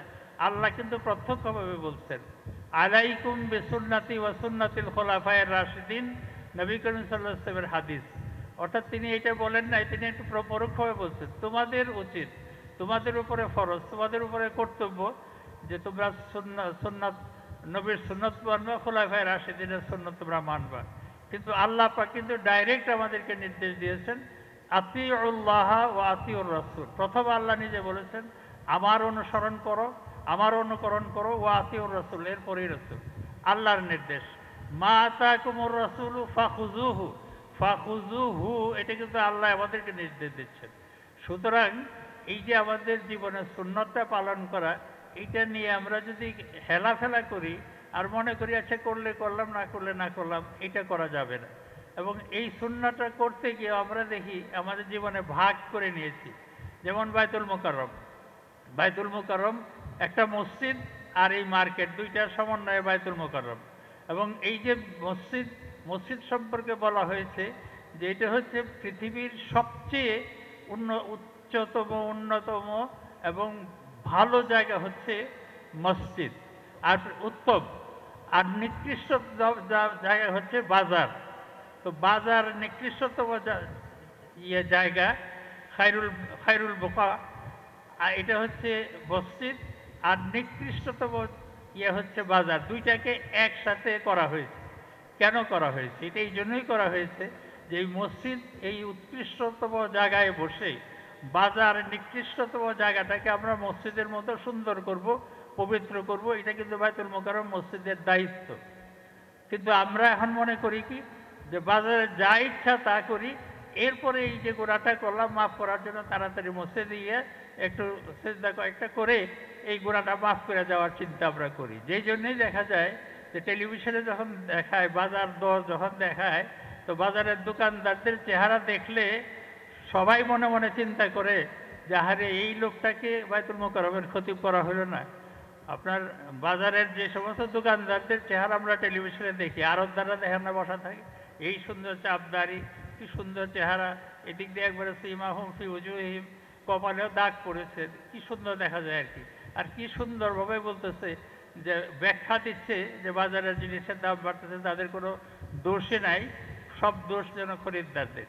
তো এই হচ্ছে এটা কেন, এটা এই জন্যেই যে আমরা মনে করি যেমন রমজানে বলা হয়েছে যে এই রমজানে আল্লাহ তাআলা রিজিক বাড়ায় দেন। তো রমজানে রিজিক যখন বাড়ায় দেন, বলা হয় ইজাতু রিজক ফি রমজান, যখন বাড়ায় দেয় তখন আমরা মনে করি যে আল্লাহ যখন বাড়ায় দেয় তো আল্লাহকে আর কষ্ট আমরা দেই না, এই বাড়ানোটা আমরা নিজেরাই বাড়ায় নেই, আল্লাহর আর এই কষ্টের দরকার নাই। এই জন্য একেবারে রমজানে ইচ্ছা মতো জিনিসপত্রের দাম বাড়াই। এই জিনিসটি যেন না করি, সেই জন্যই কিন্তু এই মসজিদ পাশে মার্কেট দেওয়া হয়েছিল। অর্থাৎ আমাদের দৈনন্দিন জীবনে অর্থনীতির কথা হুজুর বলেছেন, এই অর্থনৈতিক জীবনে যে সুন্নতগুলো আছে, বিধিনিষেধগুলো আছে, এই বিধিনিষেধগুলো আমরা এইটা পালন করতে হবে যখন আমরা বাজারে যাই তখন, আর মসজিদে এসে পালন করতে হবে কোনটা, যে নামাজটার যে সুন্নতগুলো আছে, নামাজের যে আরকান হাকামগুলো আছে, এইগুলো আমরা যথাযথভাবে করতে হবে। কিন্তু আমরা নামাজের আরকান হাকাম যথাযথ করব আমরা, এর বদলে যে বাইতুল মুকাররম যখন মার্কেটে যাব, দোকানে যখন যাব, তখন সেখানে ভেজাল দিব এবং সেটার মা পয়সা নিব এখানে, এইটার জন্য হবে না। অর্থাৎ ওখানেরও সুন্নত আছে। সুন্নত হচ্ছে রাসূলুল্লাহ সাল্লাল্লাহু আলাইহি ওয়াসাল্লাম যেইভাবে আমাদেরকে অর্থনীতি চালাইতে বলছেন ঠিক সেইভাবেই চালাবো। আবার মসজিদে যেইভাবে আমাদের ইবাদতের মাধ্যমে সুন্নতগুলো পালন করতে হয় ঠিক সেটা সেইভাবেই করব। তো এই যে আমাদের জীবনে মুআমালাত, মুআশারাত, ইবাদত, এই তিনটা জিনিস নিয়েই আমাদের জীবন, কিন্তু একটাকে আরেকটার পরিপূরক করা যাবে না। অর্থাৎ আমি মুআমালাত, মুআশারাত ইসলামী নির্দেশ মতো করতে পারলাম না, এখন আমরা এই জন্য একটু নফল নামাজ বেশি পড়ি, ওইটা কাটাই যায় না। আবার এর অর্থ এই না যে নফল নামাজ আমরা করাই দেবো, নামাজ আমরা বেশি পড়ব, কিন্তু ওইখানে গুনাহ করার জন্য ওই গুনাহটা যাতে কাটাই দেওয়া যায় সেই জন্য এসে নফল নামাজ বেশি পড়ব, আর ওইখানে গিয়ে হারামের কাজটা করব। এইটার নাম কিন্তু আমরা এই সুন্নতের উপরে আমল না, বরং সুন্নতের আমল হচ্ছে যে ইবাদতের আমি যেটুকু আমি ফরজ করতেছি করব, এরপরে নফল যতটুকু করবো সেটা আমরা করব। কিন্তু এটা এই জন্য না যে ওইখানে যে আমরা যে গুনার কাজটা করব ওইটার বদলা বদলি করার জন্য যে আমরা এখানে নামাজটা বেশি পড়ব মসজিদে এসে, সেটা করা যাবে না। একবার আমাদের একজন ডিজি ছিলেন এজেডএম শামসুল আলম সাহেব, কিছুদিন আগে তিনি ইন্তেকাল করেছেন, আমি আপনাদেরকে বলবো তার জন্য দোয়া করবেন। তো তিনি একবার তাকে আমাদের তদানীন্তন রাষ্ট্রপতি, আর নাম বলবো না এখন, রাষ্ট্রপতির কাছে কমপ্লেন গেছে যে বাইতুল মুকাররমের মার্কেটে একটু মানে বেড়া দেওয়া হয়েছে, কিছু ওয়াল করা হয়েছে যাতে করে মসজিদের মুসল্লিরা নজরে নামাজের সময় না পড়ে টরে, ওভাবে একটু দেওয়া হয়েছে। কিন্তু এইখান থেকে একটা কমপ্লেন গেছে যে রাষ্ট্রপতির কাছে যে এমনভাবে কিছু বেড়া দেওয়া হয়েছে যে যাতে মুসল্লি আমরা মার্কেটে একটু কম যায়, দেখা যায় কম। তো এখন সে রাষ্ট্রপতি আমাদের শামসুল আলম সাহেবকে জিজ্ঞেস করলেন যে কি ব্যাপার, আপনি এই দেওয়াল দিচ্ছেন কেন, মসজিদের থেকে আড়াল করে মার্কেটকে আর দেওয়াল দিচ্ছেন কেন? তো উনি জবাব দিচ্ছেন যে স্যার, দেওয়াল দিচ্ছি এই জন্যে যে আমার পানি যা সাপ্লাই হয় ওজুর জন্যে, এটা সাফিসিয়েন্ট আমি রাখতে পারি না, পানি দিয়ে কুলাইতে পারি না। বলে কেন পানি দিয়ে কুলাইতে পারেন না? যে মুসল্লিরা আসে এবং তাদের ধারণা যে মেয়ে লোকের চেহারা দেখলেই ওজু নষ্ট হয়ে যায়, তো তারা ওই মেয়ে লোক চেহারা দেখে তাড়াতাড়ি যে আবার উজু করে, তো এত বেশি উজু করে যে পানি টান পড়ে যায়, ওই জন্য এইটা করেছে। উনি একটু কৌশল করে কথাটা বলছেন।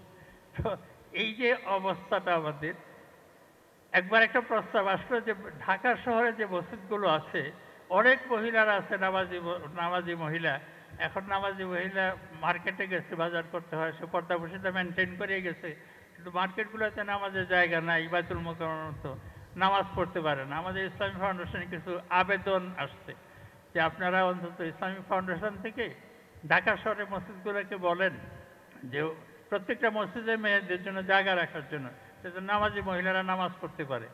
এরপরে আমি এখান থেকে একটা উদ্যোগ নিলাম। প্রথম যে মসজিদটা আমি তখন উদ্যোগ নিয়ে করেছিলাম সেটা হলো নিউ মার্কেট মসজিদ, দ্বিতীয়টা হয়েছিল এরোপ্লেন মসজিদ। এই দুইটা একদম আমি নিজেই মিটিং করে করেছিলাম। এরপরে আরও অনেক মসজিদেই হয়েছে এইটা। আবার এর বিরুদ্ধে কিছু লোক আবার লাগছে যে এই কি, এই মেয়েদের জন্য কেন মসজিদ করা হলো, মেয়েরা যে ব্যাপারটা বাজারে যায় এটার জন্য কারো কোনো আপত্তি নাই, কিন্তু এখন তাদের জন্য নামাজের ব্যবস্থা করা হয়েছে এইটার উপরে আপত্তি। তো সব দিক থেকেই অসুবিধা। তো যাই হোক, এখন সময় অল্প, আমি আর কথা দীর্ঘায়িত করছি না। আমি আবারও বলবো যে সুন্নতের উপরে অত্যন্ত সুন্দর আলোচনা হয়েছে। আমাদের খতিব সাহেব হুজুর অত্যন্ত সুন্দরভাবে আলোচনা করেছেন এবং এটা আমাদের একটা সৌভাগ্য যে আমরা এরকম একজন আলেম আমরা পেয়েছি যিনি বাইতুল মুকাররম মসজিদে সুন্দর করে সবসময় আপনাদেরকে খুতবার আগে পরে তিনি নসিহত করে যাচ্ছেন। আমি অনুরোধ করব আপনারা সবাই ওনার কথাগুলো শুনবেন এবং ওনাকে যেন আল্লাহ তৌফিক দান করেন এই যে ওনার আমরি জিন্দিগিটা এটার জন্য আরও ভালো হয়। ওনার গবেষণার একটা জিন্দিগি আছে, জীবন আছে, গবেষণার জীবনটার জন্য আরও উন্নত করে আল্লাহ পাক যেন তৌফিক দান করে, আপনারা দোয়া করবেন।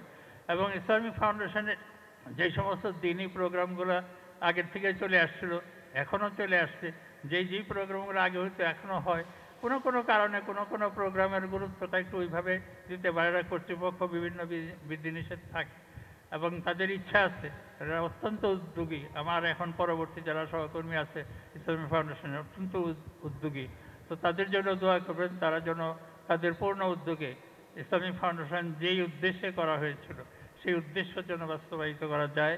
আল্লাহ পাক যেন আমাদের তৌফিক দান করেন, আমাদের সরকারকেও যেন ওইরকম মানসিকতা দেন যে ইসলামিক ফাউন্ডেশনের প্রতি তাদের নজরটা ভালো থাকে।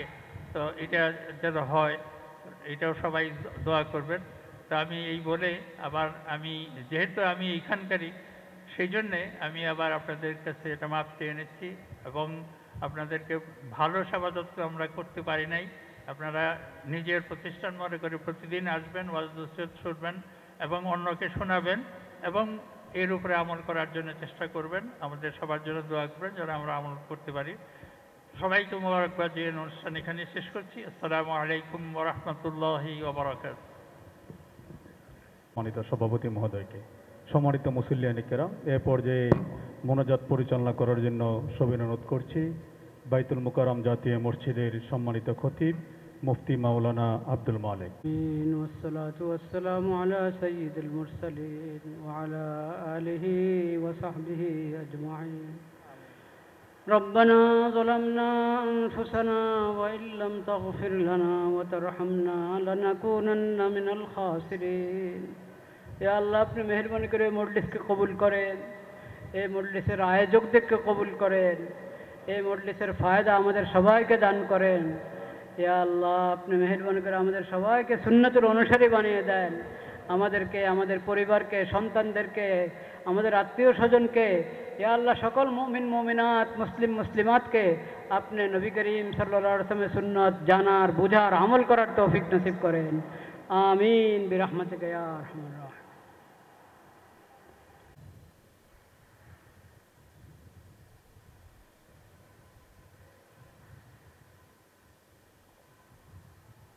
هو الله الذي لا إله إلا هو عالم الغيب والشهادة هو الرحمن الرحيم.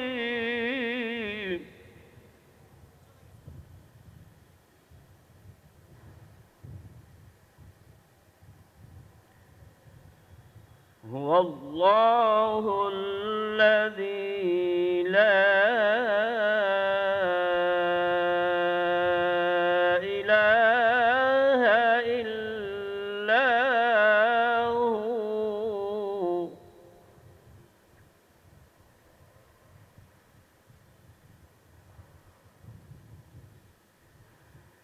الملك القدوس السلام المؤمن المهيمن العزيز الجبار المتكبر سبحان الله.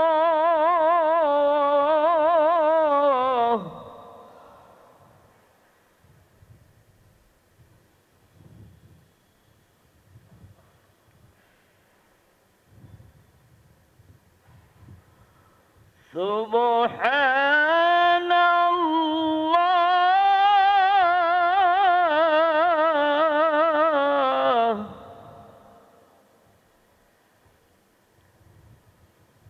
سبحان الله عما يشركون.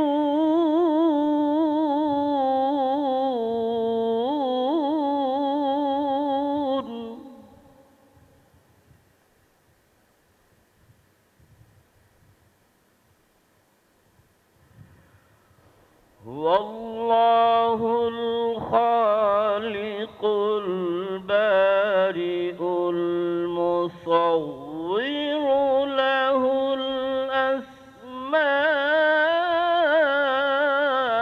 الحسنى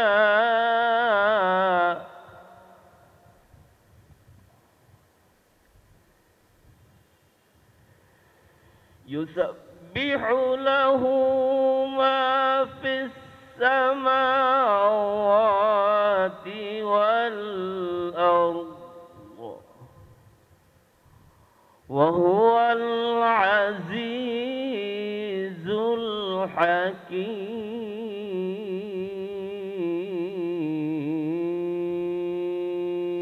الحكيم صدق الله العظيم আমরা পবিত্র কোরআন থেকে তেলাওয়াতে কারিমা শুনলাম। সম্মানিত মুসল্লিয়ানে কেরাম, এ পর্যায়ে আলোচনা পেশ করার জন্য সবিনয় অনুরোধ করছি আজকের এই মহৎ অনুষ্ঠানের সম্মানিত ওয়াইজিন, শ্যামলী সড়ক ও জনপদ স্টাফ কোয়ার্টার জামে মসজিদের সম্মানিত খতিব, বিশিষ্ট আলেমে দ্বীন, মুফাসসিরে কুরআন, মুফতি মাওলানা সিরাজুল হক। আসসালামু আলাইকুম ওয়া রাহমাতুল্লাহি ওয়া বারাকাতুহু।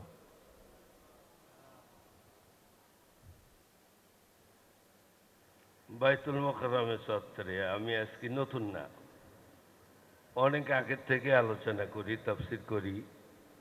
ঈদে মিলাদুন্নবী, সিরাতুন্নবীর এই ব্যানারে অনেক মাহফিলও করেছি, কিন্তু সালামের জবাব তো এরকম হয় না। আসসালামু আলাইকুম ওয়া রাহমাতুল্লাহ।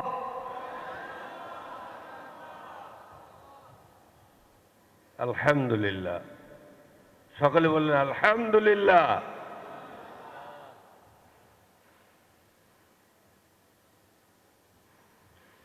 আলহামদুলিল্লাহ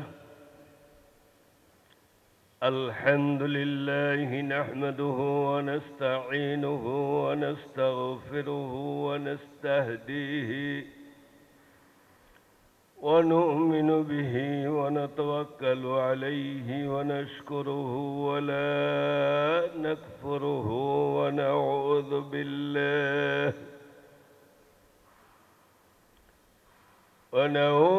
بالله من شرور أنفسنا ومن سيئات أعمالنا.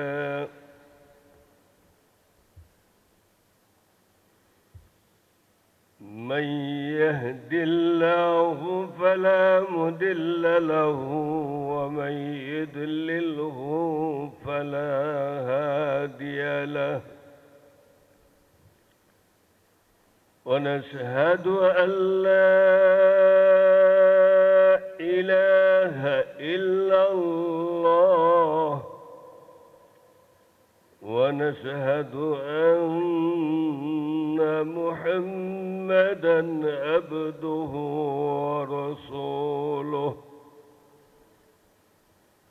بسم الله الرحمن الرحيم.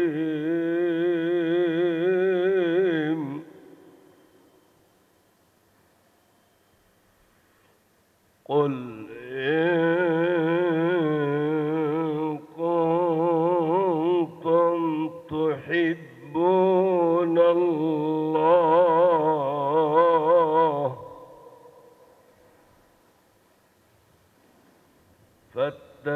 فاتبعوني يحببكم الله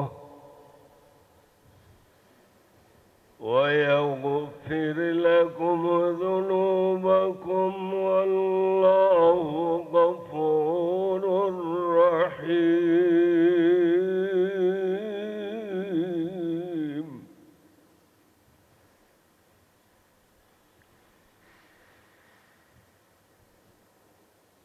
عن أبي هريرة رضي الله تعالى عنه أن رسول الله صلى الله عليه وسلم قال: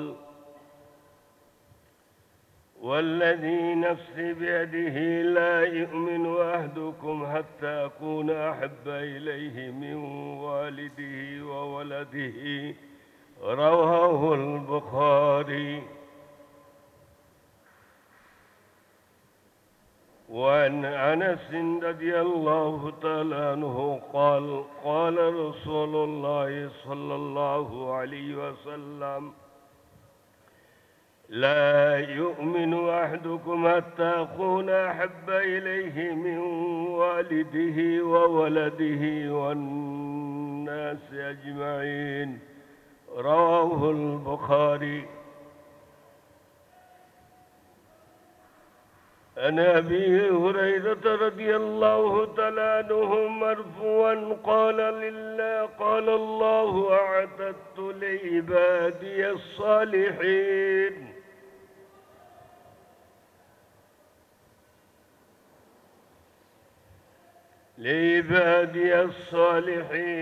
ما لا عين رأت ولا أذن سمعت ولا خطر على قلب بشر رواه البخاري مسلم وسنن أبي داود. إن الله وملائكته يصلون على النبي يا أيها الذين آمنوا صلوا عليه وسلموا تسليما اللهم صل على محبته وعلى آل سيدنا مولانا محمد اللهم صل على سيدنا مولانا محمد وعلى آل سيدنا مولانا محمد مشرقي حب محمد مطلع دیوان ما مطلع خورشید عشق سینه سوزان ما اللهم صل على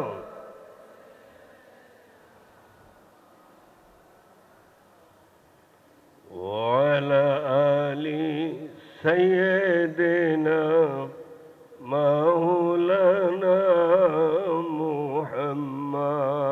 محمد لا إله إلا الله الله ذكر لا إله إلا الله لا إله إلا الله لا إله إلا الله زري لا إله إلا الله আসমানের মালিক তুমি আল্লাহ জমিনের মালিক তুমি আল্লাহ লা ইলাহা ইল্লাল্লাহ লা ইলাহা ইল্লাল্লাহ লা ইলাহা ইল্লাল্লাহ হায়াতের মালিক তুমি আল্লাহ মৌতের মালিক তুমি আল্লাহ লা ইলাহা ইল্লাল্লাহ লা ইলাহা ইল্লাল্লাহ লা ইলাহা ইল্লাল্লাহ জোরে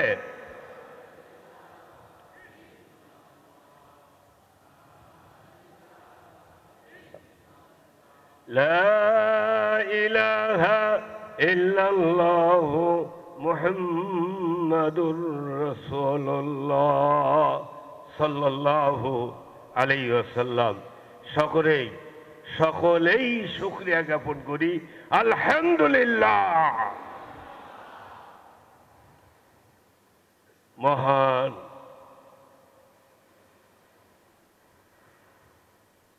রব্বুল আলামিনের প্রিয় হাবিবের আগমনের মাস,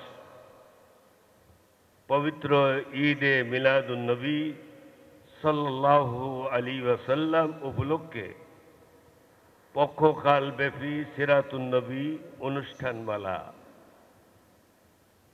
আজকে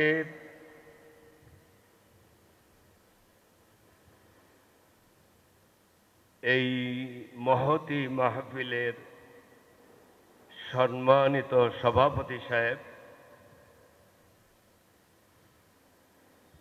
মুসল্লিয়ানে কিরাম, দাওয়া বিভাগের director sir doctor Harunur Rashid সাহেব মাদ্দাজিল্লাহুল আলী, আসসালামু আলাইকুম ওয়া রাহমাতুল্লাহি ওয়া বারাকাতুহু। আমার আলোচনার বিষয় হলো মহাব্বতে রসূল। পৃথিবীতে এর চেয়ে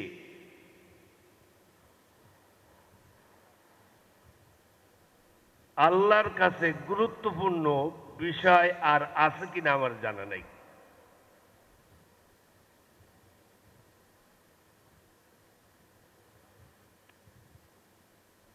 রব্বুল আলামিন তার হাবিবের ব্যাপারে যা বলেছেন, সমগ্র পৃথিবীর মানুষদেরকে আপনি জানিয়ে দেন, তারা যদি আমি আল্লাহকে ভালোবাসতে চায় তাহলে তারা যেন আপনাকে মানার মাধ্যমে মহব্বত করে। সুবহানাল্লাহ বলে। যদি তাই হয় তাহলে আমি আল্লাহ তাদের জীবনের সব গুনাহগুলো মাফ করে দেব,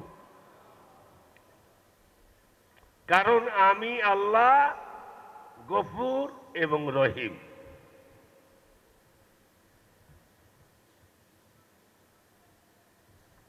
রব্বুল আলামিন এই সৃষ্টি জগতের ভিতরে যত সৃষ্টি করেছেন এর ভিতরে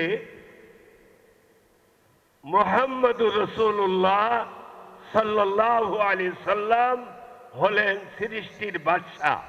সুবহানাল্লাহ বলেন। সৃষ্টি জগতের আল্লাহর সৃষ্টিকৃত যত কিছু আল্লাহ সৃষ্টি করেছেন এর ভিতরে মুহাম্মদুর রাসূলুল্লাহ সাল্লাল্লাহু আলাইহি ওয়াসাল্লাম হলেন বাদশা বাদশা বাদশা। আলহামদুলিল্লাহ বলেন। মুহাম্মাদুন সাইয়্যিদুল কাউনাইন ওয়া সাকালাইন, এ জগতের বাদশা, পরকালীন জগতেরও বাদশা।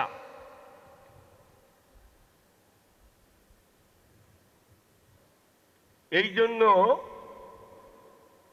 রাসূল করিম সাল্লাল্লাহু আলাইহি সাল্লামকে আল্লাহ কেমন ভালোবাসবেন? সৃষ্টি জগতের কোন মানুষকে, পয়গম্বর, নবী, রসুল কাউকেই আল্লাহ রব্বুল আলামিন তার সান্নিধ্যে ডেকে নেন নাই। একমাত্র মুহাম্মদুর রাসূলুল্লাহ সাল্লাল্লাহু আলাইহি ওয়াসাল্লাম তার প্যারে দোস্ত হাবিবকে তিনি তার সান্নিধ্যে ডেকে নিয়েছেন। জোরে সোরে বলেন আলহামদুলিল্লাহ।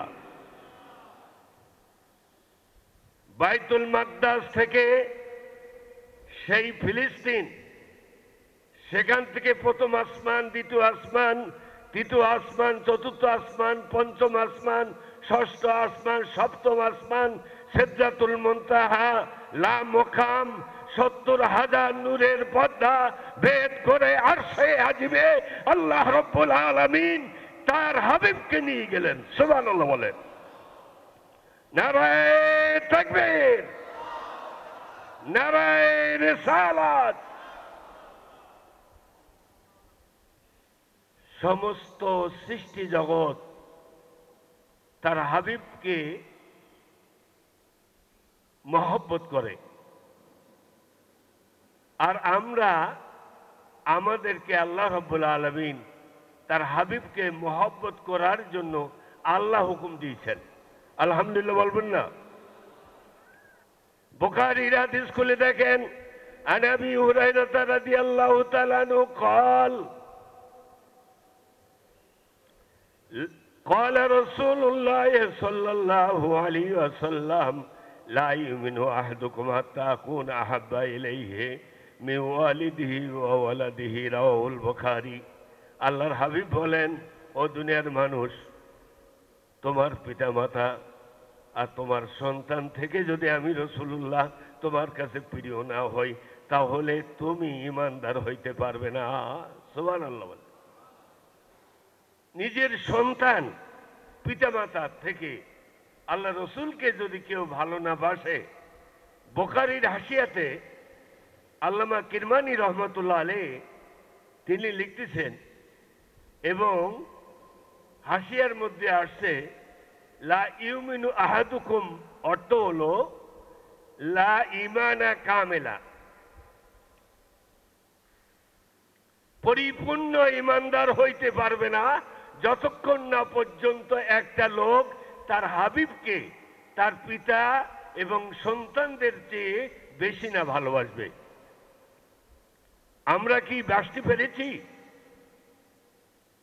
রাসূলুল্লাহ সাল্লাল্লাহু আলাইহি সাল্লামকে যদি কেউ ভালোবাসতে চায়, তাহলে তাকে তার সন্তান তার পিতামাতার চেয়ে যখন সে আল্লাহর হাবিবকে বেশি ভালোবাসবে, তখন সে পরিপূর্ণ ঈমানদার হবে।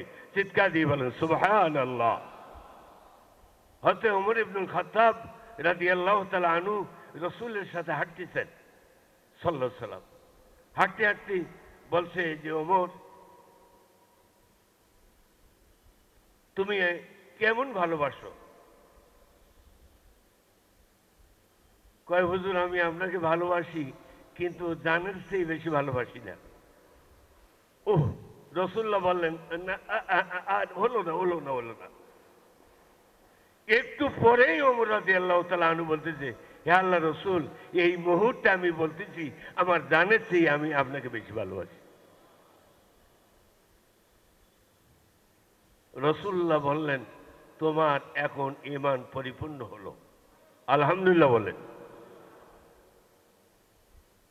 তোমার এখন ঈমান কি হলো? পরিপূর্ণ হলো। আল্লাহর হাবিবকে আল্লাহ কেমন ভালোবাসতেন?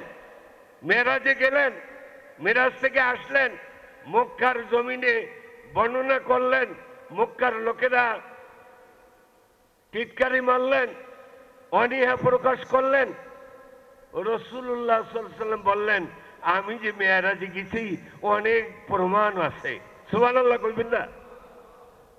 বলে, কি প্রমাণ আছে? বলে, প্রমাণ হলো ওই রাত্রিতে মক্কা থেকে একটা কাফেলা সিরিয়ায় ব্যবসায়ী যাচ্ছিল, আমার সাথে তাদের দেখা হয়েছে। বলে, মোহাম্মদ গাজাগরি কথা বলো না। বলে, না, আমি ঠিকই বলছি। বলে, ওই কাফেলার সর্দারের নাম হলো অমুক। বলে, কাফেলা কবে ফিরবে? আল্লাহর হাবিব সাল্লাল্লাহু আলাইহি সাল্লাম বললেন, বুধবারের দিন সূর্যাস্তের আগে ওই কাফেলা মক্কায় ফিরবে। সুবহানাল্লাহ বলেন। আরো যদি সুবহানাল্লাহ বলবেন না? সোমবার গেল, মঙ্গলবার গেল, বুধবার দিন জোহর গেল, আসর গেল। মক্কার বড় বড় কুরাইশরা মুহাম্মদ সাল্লাল্লাহু আলাইহি সাল্লামের পাশে এসে বলে, মুহাম্মদ, তুমি কি বললা? তোমার মেরাজ হয়েছে, তুমি বললা যে মক্কার একটা কাফেলা ব্যবসা সেরে সিরিয়ার থেকে মক্কা শরীফে আসবে, সূর্যাস্ত তো হয়ে যায়। তুমি তো বলছিলা যে সূর্যাস্তের পূর্বেই কাফেলা মক্কা নগরীতে প্রবেশ করবে, কই তো আসলো না। আল্লাহর হাবিব দুইটা হাত আসমানের দিকে বাড়াই দিয়ে বলে, ইয়া রব, ইয়া রব্বে করিম, ইয়া রব্বাল কাবা, হে কাবার মালিক, হে বিশ্ব জগতের মালিক আল্লাহ, আমি বলেছি যে সূর্যাস্তের পূর্বে কাফেলা মক্কায় আসবে, সূর্য তো ডুবে যাচ্ছে, সূর্যটা থামাই দিয়ে দাও। সুবহানাল্লাহ বলে। আল্লাহর হাবিব এমনি সূর্যের দিকে তাকিয়ে বললেন, আল্লাহ, সূর্য থামাই দেন।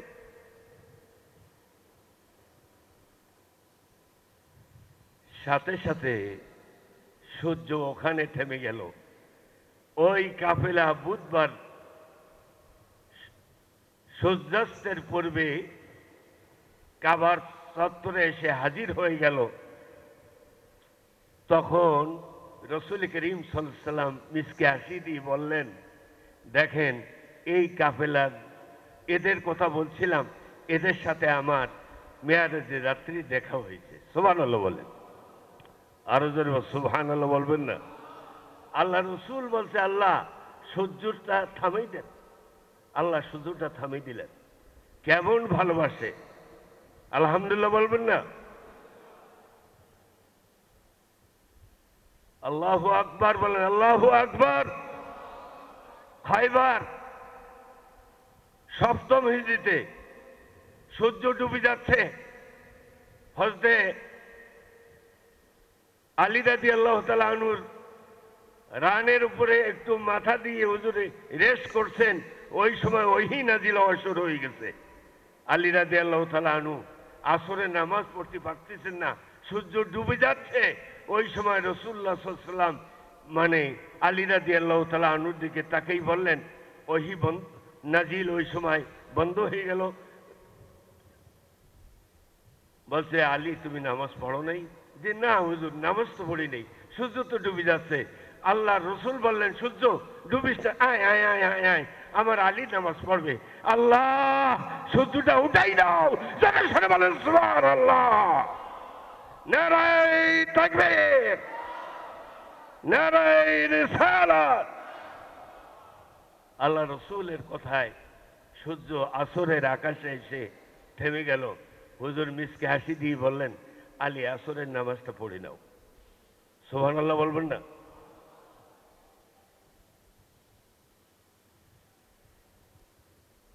সাহাবীরা কেমন ভালোবাসতেন! আনাস রাদিয়াল্লাহু তাআলা আনহু বলেন,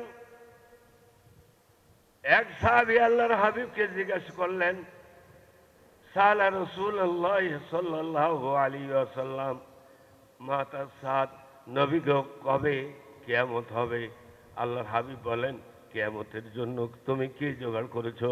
রাসূলুল্লাহকে বললেন সাহাবী, ইয়া রাসূলুল্লাহ, কিয়ামতের জন্য আমি কিছু প্রস্তুত করি নাই, তবু আমি যেটুকু জানি আমার জানের চেয়ে আমি আপনাকে এবং আল্লাহকে ভালোবাসি। সুবহানাল্লাহ বলেন। বুখারীর হাদিস খুলে দেখেন, রাসূলুল্লাহ বলেন, মান আহাব্বাহু, রাহুল বুখারী। আল্লাহর হাবিব বলেন, ও আমার সাহাবী, তুমি যে আমাকে ভালোবাসো এইটা কিয়ামতের পাথর তোমার জন্য হয়ে যাবে।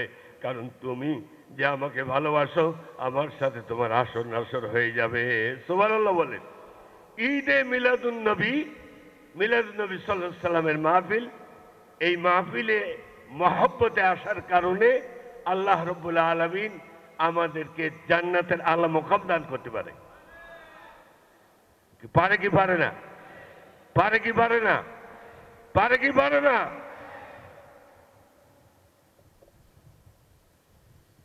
সাহাবীদের ভালোবাসা কেমন! হযরত আলী রাদিয়াল্লাহু তাআলা আনহুর কোলে হযরত হুসাইন দুষ্টুমি করে আর খেলা করে। খেলা চলে, বাবাকে বললেন, বাবা আপনার কাছে একটা প্রশ্ন করি। বলে, বাবা প্রশ্ন করো হুসাইন। কি প্রশ্ন করবে? বললেন, প্রশ্ন হলো আপনি কাকে ভালোবাসেন? বলতে, আমি তোমাকে ভালোবাসি, তোমার ভাই হাসানকে ভালোবাসি। বলে, আর কাকে ভালোবাসি বাসেন? বলে, তোমার মাকে ফাতেমাকে ভালোবাসি। বলে, আর কাকে ভালোবাসেন? বলে, রাসূলুল্লাহকে ভালোবাসি। হোসেন রাদিয়াল্লাহু তাআলা আনহু বললেন যে, আব্বা আমি এটা শুনতে চাই নাই, আপনি সবার সেই কাকে ভালোবাসেন?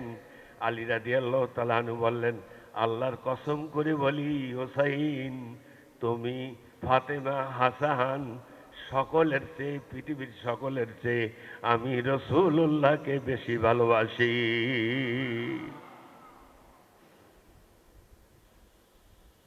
রাসূলুল্লাহ ভালোবাসা সবার ঊর্ধ্বে। আমরা একটু হইলেই নবীকে ভুলে যাই, ঠিক কিনা বলেন? রসুলুল্লাহ ভালোবাসার নাম মিলাদুন্নবী, আর এই ভালোবাসার আরেক নাম হলো ঈমান। আলহামদুলিল্লাহ বলবেন না? ইমাম বুখারী রহমতুল্লাহ আলাইহি 7-8 পৃষ্ঠায় দেখবেন নফসি কিতাবের যে বাবুন হুব্বুর রসুলে সাল্লাল্লাহু আলাইহি সাল্লাম মিনাল ঈমান। ইমাম বুখারী রহমতুল্লাহ আলাইহি তরজমাতুল বাব আনতেন। মুহাদ্দিসিন কিরাম বলছে যে হাদিস জগতের ভিতরে তরজমাতুল বাব হলো কঠিন, কারণ ইমাম বুখারীর মতন এমন তরজমাতুল বাব সুন্দরভাবে আর কেউ লেখে নাই। কারণ ওই তরজমাতুল বাব পড়লেই বোঝা যায় এর ভিতরে ইমাম বুখারী রহমতুল্লাহ আলাইহি কোন সম্পর্কে হাদিস বর্ণনা করবেন। আলহামদুলিল্লাহ বলবেন না? হুব্বুর রাসূল সাল্লাল্লাহু আলাইহি সাল্লাম মিনাল ঈমান। ইমাম বুখারী রহমতুল্লাহ আলাইহি বললেন নবীর মহব্বতটার নাম হলো ঈমান। বলেন নবীজির মহব্বতের নাম, জোরে বলেন নবীজির মহব্বতের নাম, নবীজির মহব্বতের নাম, আরো জোরে বলেন নবীজির মহব্বতের নাম। নবীজির মহব্বতের নাম হলো ঈমান। আর রসুল্লাহকে মহব্বত করি কিন্তু মানি না। নাউজুবিল্লাহ বলেন। হুজুর আকরাম সাল্লাল্লাহু আলাইহি সাল্লাম বলছে কুররাতি আইনি হিয়া সালাহ, আমার চক্ষু শীতল করার জন্য একটি মাত্র ইবাদত আছে, সেটি হলো নামাজ। নামাজ, সুবহানাল্লাহ বলবেন না? রসুল করিম সাল্লাল্লাহু আলাইহি সাল্লামের কে আল্লাহ পাক এত বেশি ভালোবাসেন যে প্রতি সোমবারে উম্মতে মুহাম্মাদীর আমলগুলো মদিনাতুল মুনাওয়ারায় আল্লাহর হাবিবের কাছে পেশ করা হয়। আলহামদুলিল্লাহ বলবেন না? আমি ফজর পড়লাম না, জোহর পড়লাম না, আসর পড়লাম না, মাগরিব পড়লাম না, আমি বলি নবীজিকে আমি বড় ভালোবাসি। এটা কি নবীজিকে ভালোবাসা হলো? রসুল্লাহর ভালোবাসার নাম হলো নামাজ, রসুল্লাহর ভালোবাসার নাম হলো রোজা, রসুল্লাহর ভালোবাসার নাম হলো যাকাত, রসুল্লাহর ভালোবাসার নাম হলো লেনদেন, ওঠা বসা। সার্বিক মানুষের জীবনে যা কিছু সব হুব্বে রসুলের উপরে নির্ভরশীল। জোরে বলেন সুবহানাল্লাহ। নারায়ে তাকবীর, নারায়ে রিসালাত। সাহাবীদের ভালোবাসা তীর যুদ্ধের ময়দানে, উহুদের ময়দানে আবু দুজানা রাদিয়াল্লাহু তাআলা আনহু এবং তালহা রাদিয়াল্লাহু তাআলা আনহু এক একজন 70টা 80টা করে তীর ধারণ করলেন বুকের মাঝে। রসুল্লাহ বললেন, রসুল্লাহ কি বললেন এইভাবে হাত দিয়ে, হে আল্লাহর হাবিব আপনি উকি দেবেন না, আপনি সামনে আসবেন না, আপনি আমাদের পিছনে থাকেন। আমার বুকে তীর যতই লাগে লাগুক কিন্তু আমি ব্যথা পাই না, এই কারণে যে আমার রসুল নিরাপদে আছে। উহুদের ময়দানে এক মহিলা দৌড়াইতেছে, এমনি করে দৌড়ায়। সাহাবীরা বলে ও মহিলা তোমার স্বামী মারা গেছে, তোমার ভাই মারা গেছে। ওই ভদ্র সাহাবিয়া মহিলা বললেন ও নবীর সাহাবীরা তোমরা আগে বলো আমার নবীজি সুস্থ আছেনি? সাহাবীরা বললেন যে রাসূলুল্লাহ সুস্থ আছে। বললেন আমার কলিজা শীতল হয়ে গেছে, আমার স্বামী মারা গেছে, শহীদ হয়ে গেছে, এতে আমার দুঃখ নাই। আমার ভাই শহীদ হয়ে গেছে, এতে আমার দুঃখ নাই। আমার নবীজি অক্ষত আছে, এই জন্য আমি আল্লাহর দরবারে শুকরিয়া জ্ঞাপন করি। জোরে সর্বান সুবহানাল্লাহ। কেমন মহব্বত! স্বামীর মহব্বত নবীর মহব্বতের ঊর্ধ্বে নয়। রসুলুল্লাহর মহব্বত সকলের উপরে। বলেন রসুলুল্লাহর মহব্বত সকলের উপরে, ঠিক কিনা বলেন? ওজনে নবীর মহব্বত হবে, ব্যবসায় রসুলের মহব্বত, লেনদেনে রসুলের মহব্বত। আল্লাহ রসুল কেমনে লেনদেন করছে? রসুল্লাহ কেমনে ব্যবসা করছে, রসুল্লাহ কেমনে রাজনীতি করছে, রসুল্লাহ কেমনে খাইছে, কেমনে উঠছে, কেমনে বসছে, কেমনে মসজিদে ঢুকছে, কেমনে রোজা রাখছে, কেমনে হজ করছে, কেমনে জাকাত দিছে, কেমনে দান করছে, এই সমস্ত নবীর জিন্দেগি অনুসরণ করার নাম হলো নবীর প্রতি ভালোবাসা, মহব্বত। চিৎকার দিয়ে বলেন আলহামদুলিল্লাহ। নবীকে ভালোবাসি, দেয়ালে গায়ে লাগাইলাম। ভালোবাসা কি দেয়ালের গায়ে না কলবে? ভালোবাসা কোথায়? দাড়িতে। দাড়ি মুখী নেই, রসুল্লাহকে খুব ভালোবাসে। নাউজুবিল্লাহ বলেন। দাড়ি রাখা সুন্নাত, দাড়ি রাখা ওয়াজিব, আমলে ফরজ, তরিকাতে সুন্নত।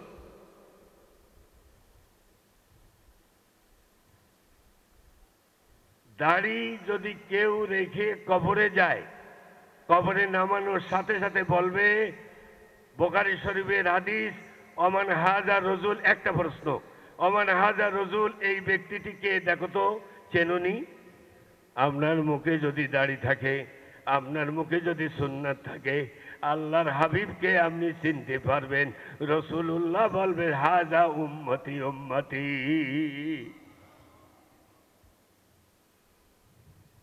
সাহাবীদের মহব্বত কেমন, কেমন মহব্বত করলেন। সময় অতি সংক্ষেপ। আবু বকর সিদ্দিক রাদিয়াল্লাহু তাআলা আনহু হিজরত করে রাসূলুল্লাহর সাথে যাওয়ার সময় আল্লাহর হাবিব খুব পানি পিপাসা লাগছে, খুব তৃষ্ণার্ত। রাসূলুল্লাহ বলছে, আবু বকর দেখো তো কোথায় কোথাও পানি পাওয়া যায়নি। আবু বকর রাদিয়াল্লাহু তাআলা আনহু দেখলেন দূরে কিছু দুম্বা দেখা যায়। রাসূলুল্লাহ দৌড়েই গেলেন, যে তাদেরকে বললেন, এই দুম্বা কার? কয় আমাদের। কয় আমাদের তো অত্যন্ত পানি পিপাসা লাগছে, একটু দুম্বার দুধ যদি তোমরা দিতা। বলে একটা দুম্বার ওলানে দুধ নাই, একটাও বাচ্চা দেয় নাই। রাসূলুল্লাহ বললেন, আবু বকর বলো পাত্র দিতে, আর তুমি যে কোনো একটার মানে ওলানে টান দাও বিসমিল্লাহ বলে, আমার কথা বলো যে রাসূলুল্লাহ খাবে। জোরে সোরে বলেন সুবহানাল্লাহ। রাসূলুল্লাহ পান করবে। আল্লাহর হাবিবের কথা শোনার সাথে সাথে দুম্বাটা দাঁড়িয়ে গেল এবং মানে দুধ দহন করা শুরু হয়ে গেল। রাসূলুল্লাহ দুধ পান করলেন, আবু বকর দুধ পান করলেন, ওই বাড়ির সকলেই দুধ পান করলেন। নারায়ে তাকবীর, হুব্বে রসুল জিন্দাবাদ। রাসূলুল্লাহর প্রেম ভালোবাসা কেমন ভাইরা আমার। একটা ঘটনা বলি। ফতে মক্কার আগে উম্মে হাবিবা রাদিয়াল্লাহু তাআলা আনহার বাড়িতে আবু সুফিয়ান আসলেন। তখন তিনি মুসলমান হয় নাই, মুসলমান হয় নাই। আল বেদায়া ওয়ান নেহিয়া গ্রন্থের ভিতরে এই ঘটনাটা আছে। ইসলাম ফাউন্ডেশন থেকে এটা বের হয়েছে। একটু দূরে শরীফ পড়ি, সাল্লাল্লাহু আলা মুহাম্মাদ, জোরে সাল্লাল্লাহু সাল্লাল্লাহু।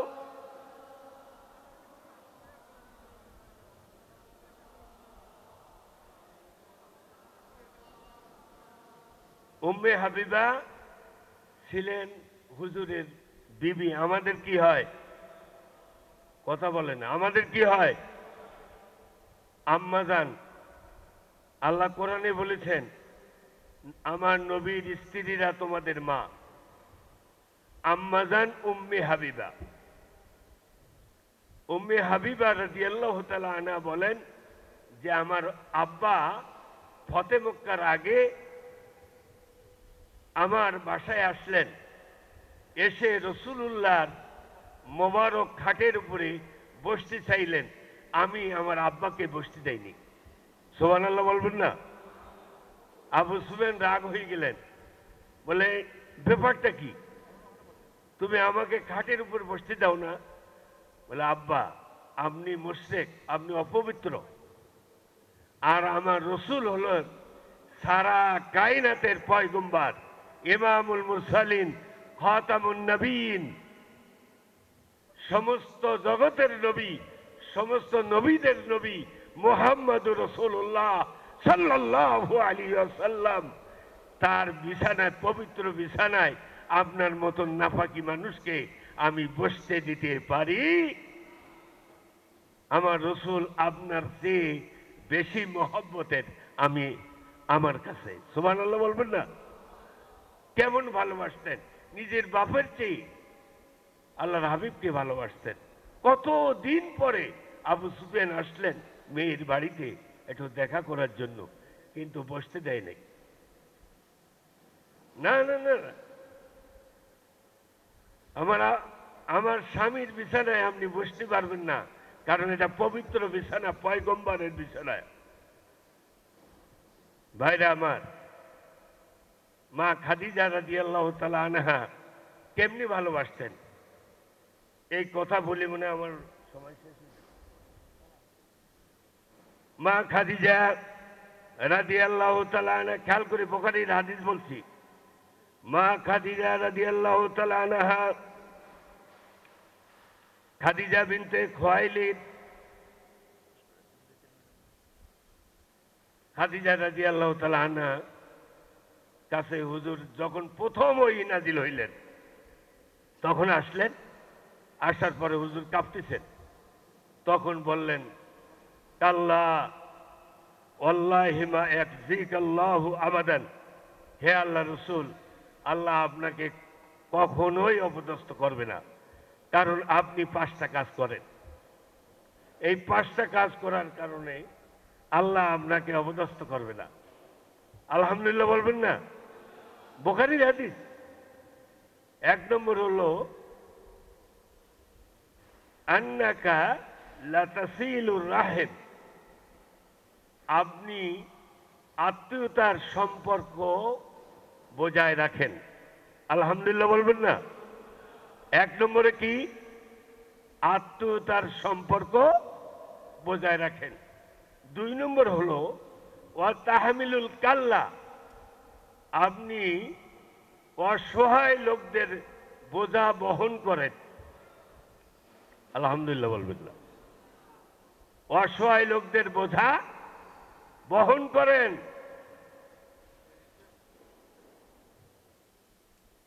3 নম্বর হলো ওয়া তাকসিবুল মাদুম, নিঃস্ব অসহায় ব্যক্তি, সম্বলহীন ব্যক্তিকে আপনি কিছু দেন। আপনার কাছে কেউ আসলে আপনি তাকে ফিরেই দেন না। 4 নম্বর হলো তাকরিবুজ যায়ফ, আপনি বড় মেহমানদারি করেন। 5 নম্বর হলো যার যা পাওনা হক, এটাকে আপনি যথাযথভাবে আদায় করেন।